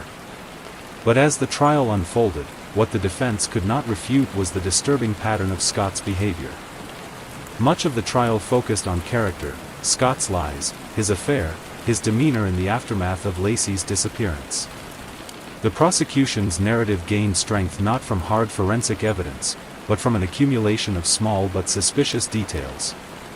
The affair with Amber Fry, jurors heard the now infamous taped phone calls where Scott, even after Lacey was reported missing, continued to lie to Amber. On December 31st, the same night of a vigil held for Lacey, Scott called Amber pretending to be in Paris for New Year's. Amber testified against him, telling the court that Scott claimed to have lost his wife prior to Lacey's disappearance.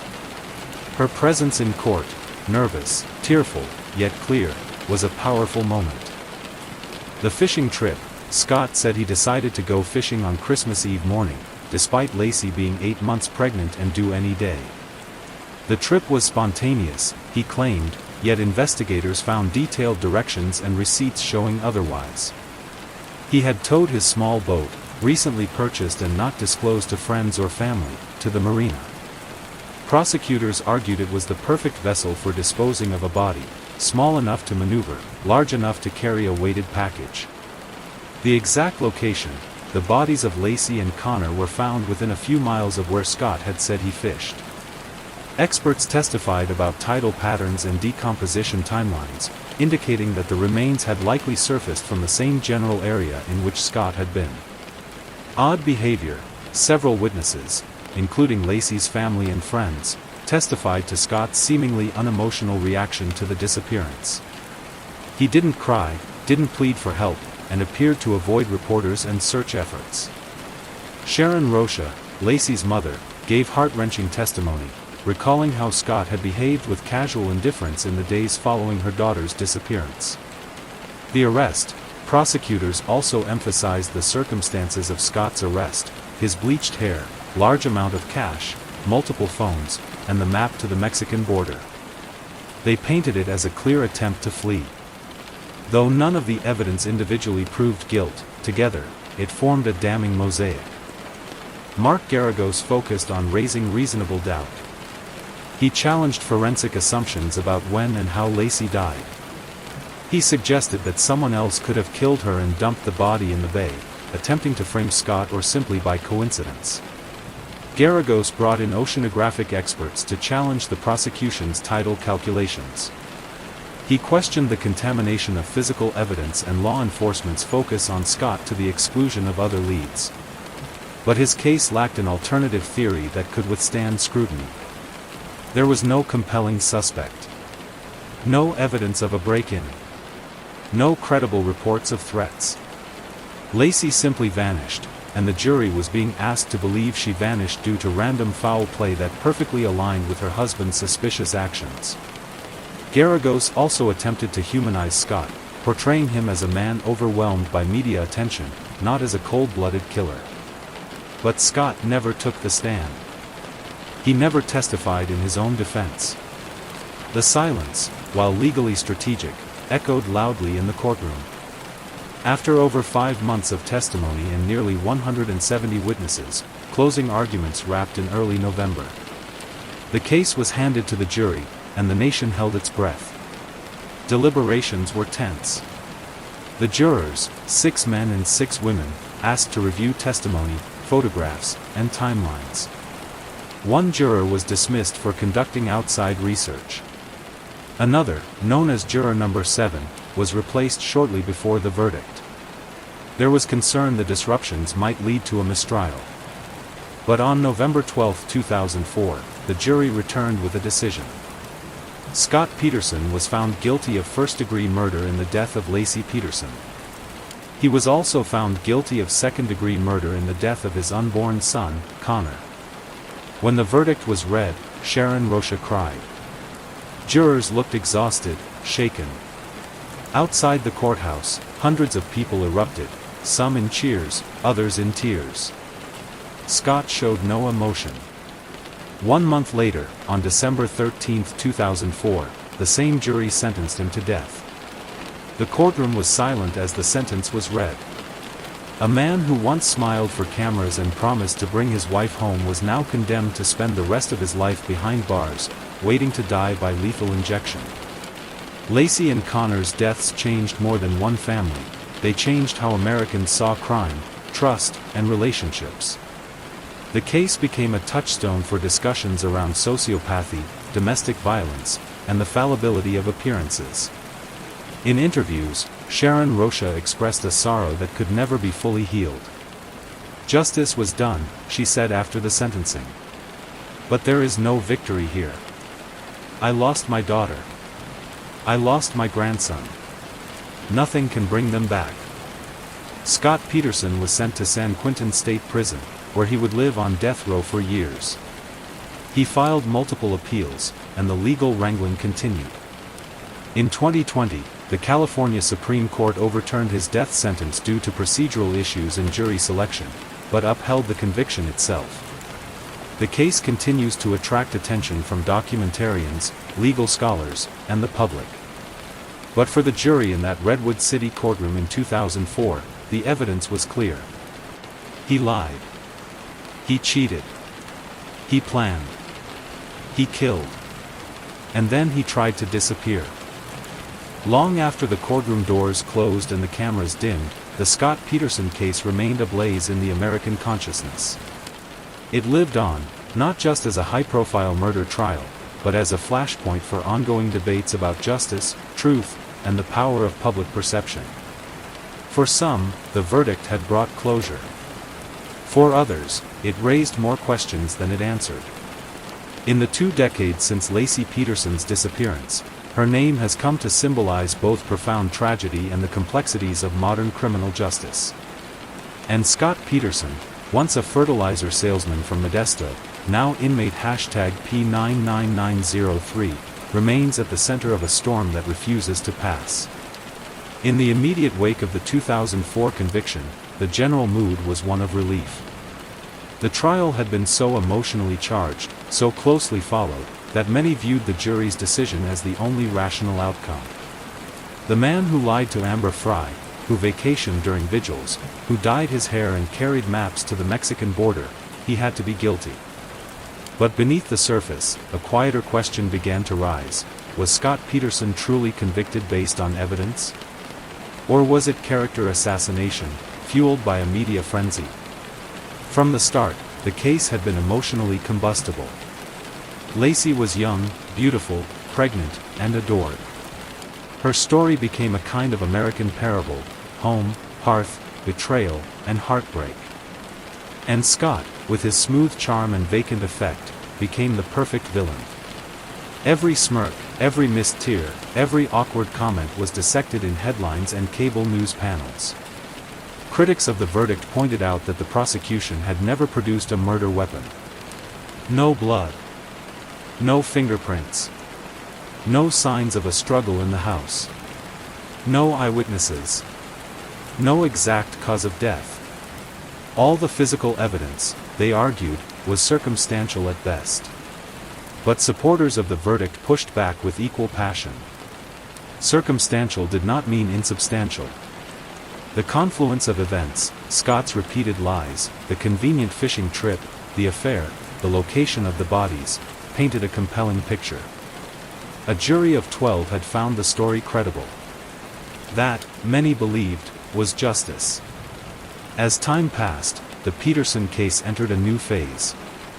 The courtroom saga had ended, but the legal maneuvering had only begun. In California, all death penalty cases are automatically appealed. Peterson's legal team wasted no time filing. Over the years, they would argue a series of claims: ineffective counsel, biased media coverage, prosecutorial misconduct, and above all, a flawed jury selection process. In particular, Peterson's lawyers focused on juror number 7, Rochelle Nice, a woman who failed to disclose that she had once obtained a restraining order against her boyfriend's ex-girlfriend due to fears for her unborn child. Peterson's defense argued that Nice had lied on her jury questionnaire and had been biased from the start. If true, it was a serious breach of juror impartiality. These appeals, though slow-moving, began to bear fruit. On August 24, 2020, nearly 16 years after the conviction, the California Supreme Court issued a stunning decision. It overturned Scott Peterson's death sentence. The ruling didn't question his guilt, but it did take issue with how jurors had been selected. During voir dire, the trial judge had dismissed prospective jurors who expressed blanket opposition to the death penalty. This, the court ruled, violated Peterson's constitutional rights by excluding people who could have served impartially. While the conviction itself remained intact, the ruling sent shockwaves through the legal world. For Peterson, it meant he would no longer face execution, at least not without a new penalty phase trial. For his legal team, it was a door opening just slightly. The California Supreme Court went further in 2022, ordering a lower court to re-examine whether Peterson's entire conviction should be overturned based on the allegations of juror misconduct. Peterson's attorneys seized on the opportunity, pointing again to Rochelle Nice's undisclosed history and mental health concerns. In one instance, she had allegedly referred to herself in letters as one of the 12 killers, suggesting remorse or confusion about her role in the trial. The hearings, held in San Mateo County Superior Court, reopened old wounds. Members of the Rocha family sat through yet another parade of lawyers, timelines, and courtroom tension. Sharon Rocha, Lacey's mother, made her stance clear: "We have had to live in this hell for almost 2 decades. And every time something is reopened, it reopens our grief." As of mid-2025, no final decision has been made on the request to overturn the conviction. Peterson remains incarcerated at Mule Creek State Prison, serving life without parole. If the legal case slowed down, the cultural case did not. In fact, it accelerated. Over the years, the Scott Peterson case became a staple of true crime media. Every few years, a new documentary, podcast, or book reignites the debate. The Murder of Laci Peterson, A&E, 2017, presented new interviews and focused heavily on Peterson's defense, raising doubts about the verdict. The case against Scott Peterson, HBO, 2020, reignited public discussion with a critical lens on the prosecution's timeline and a re-examination of alternative suspects. Podcast series such as Court Junkie, Crime Junkie, and Red Collar have dissected the case in multi-part episodes. Even Dateline NBC and 2020 have returned to the story repeatedly, interviewing key figures and revisiting key evidence. Social media added another layer. On Reddit, Facebook, and YouTube, amateur sleuths and conspiracy theorists debate everything from title charts to surveillance footage. Some argue that Scott couldn't have carried Laci's body alone. Others believe he was framed. Some simply cannot reconcile the absence of physical evidence with a conviction so severe. What is clear is that public opinion is no longer unanimous. While many still believe Scott Peterson is guilty, a growing number question whether the evidence truly met the standard of beyond a reasonable doubt. One of the central criticisms of the case, and of the justice system in general, is how character can be conflated with culpability. Scott Peterson's affair with Amber Frey became the emotional core of the prosecution's case. Not because infidelity is illegal, but because it made him unlikable. His deception, his cold demeanor, his calculated lies, these became proof of something darker. The question remains, Can a man be guilty of moral failure but innocent of murder? Prosecutors believed his lies showed consciousness of guilt. The defense argued they were simply the actions of a man trapped in an avalanche of media scrutiny. It's a question legal scholars continue to debate in classrooms and journals. Where is the line between reasonable doubt and reasonable suspicion? In a case with no murder weapon, no witnesses, and no physical link between Scott and the cause of death, was justice truly served? Lost in all of this legal and cultural drama are the people most affected by Lacey and Connor's deaths. Sharon Rocha became a fierce advocate for victims' rights. She helped lobby for Lacey and Connor's Law, also known as the Unborn Victims of Violence Act, which passed in 2004 and made it a federal crime to harm an unborn child during the commission of violence against a pregnant woman. Her testimony in Congress was raw and powerful. "We were robbed of a future," she said. "Of birthdays, of Christmases, of all the milestones that make a life." Sharon published a book, For Lacey, detailing the family's grief and their battle for justice. Through her foundation, she continues to support families of missing persons. Amber Fry, too, has spoken publicly about her experience. She wrote a memoir and occasionally gives interviews, but for the most part has receded from the spotlight. Her life was upended by a relationship she never could have imagined would become the center of a murder trial. As for Scott Peterson, he maintains his innocence. In occasional interviews through his attorneys, he insists he was wrongfully convicted. Whether anyone believes him, however, is another matter entirely. There is a deep irony in the Peterson case. The jury found certainty where evidence seemed incomplete. The courts have now found uncertainty where guilt once seemed clear. And the public, split along lines of logic and emotion, continues to wrestle with what it all means. Was Scott Peterson a cold, calculating killer? Or the fall guy in a case built on suspicion and sentiment? The answer depends on who you ask. But one thing is certain, this case is no longer just about Lacey and Connor. It's about how we understand justice in the 21st century, how emotion, media, and memory shape the outcome of a case long after the verdict is read. Lacey Denise Peterson once walked with life blooming within her, joy in her voice, warmth in her touch, anticipation shining in her eyes. She was just 27 years old, expecting her first child, preparing for Christmas, and weaving the final strands of a life she had dreamed of building. Her husband was beside her. A nursery was ready. The future felt close enough to touch. But in a matter of hours on Christmas Eve 2002, that future was stolen. Her voice silenced. Her smile erased. Her unborn son, Connor, never took a breath. And the world, watching through television screens, front pages, and courtroom sketches, was left stunned by the horror that unfolded behind a suburban facade. Today, more than 2 decades later, the name Lacey Peterson no longer belongs only to her family or her hometown. It belongs to a story etched deep into the American psyche, a story of trust betrayed, of a family shattered, and of a nation mesmerized by the unraveling of a perfect-looking life. The Rocha family has never truly stepped out of mourning. Grief like theirs doesn't fade, it settles into the bones and reshapes everything.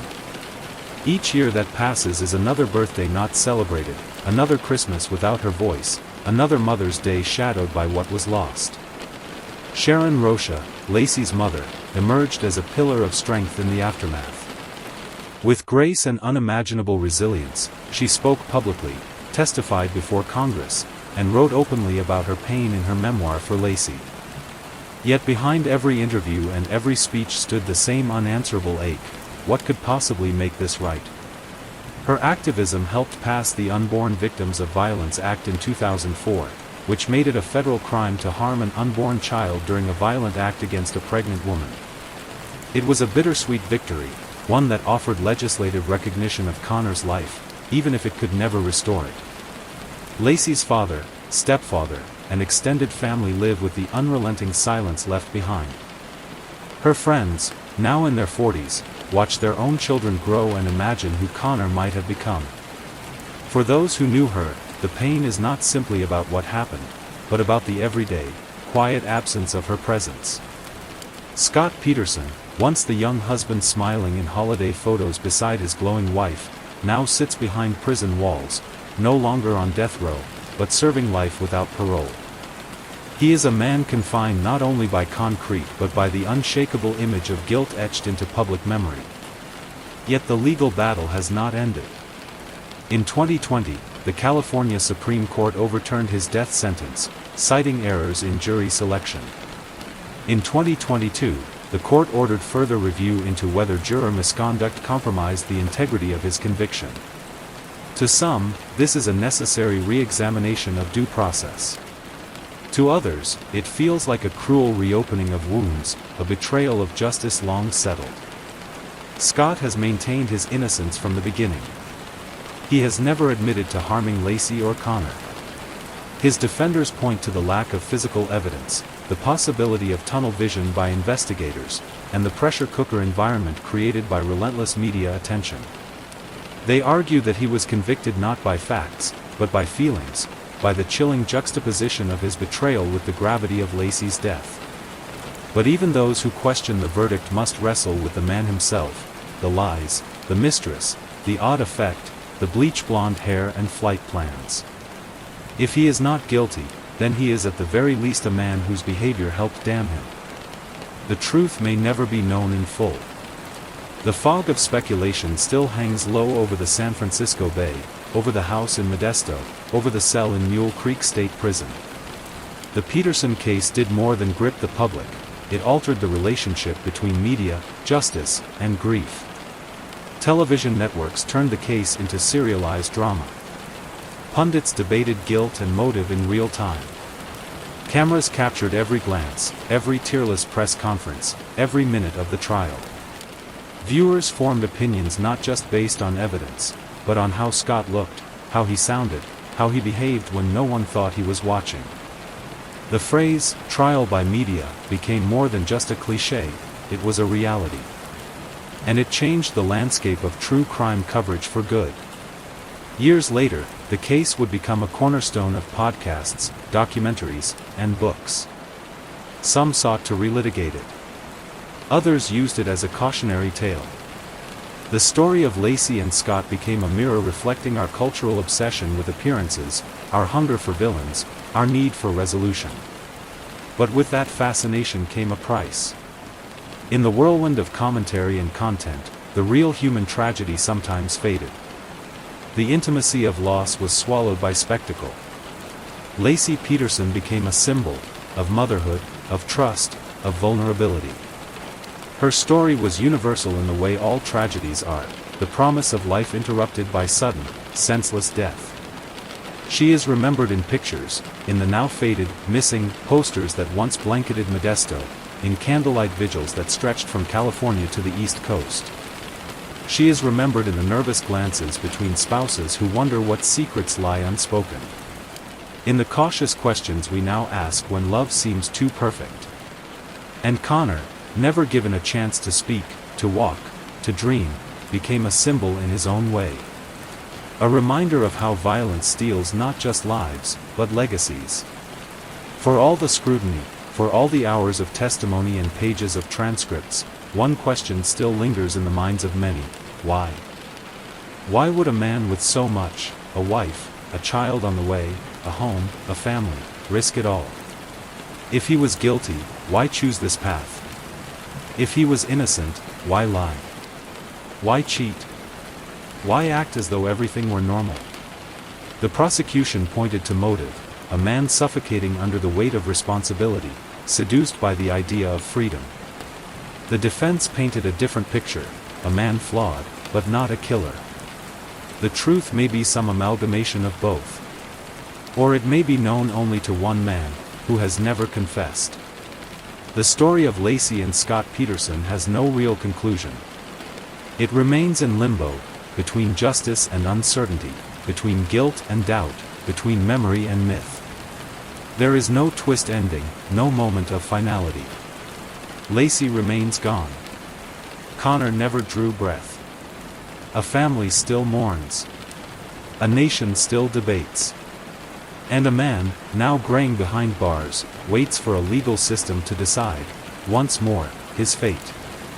But even if the courts were to reverse the conviction, even if a retrial were ordered or an appeal succeeded, the damage has been done. Too many years, too many tears, too many lives forever altered.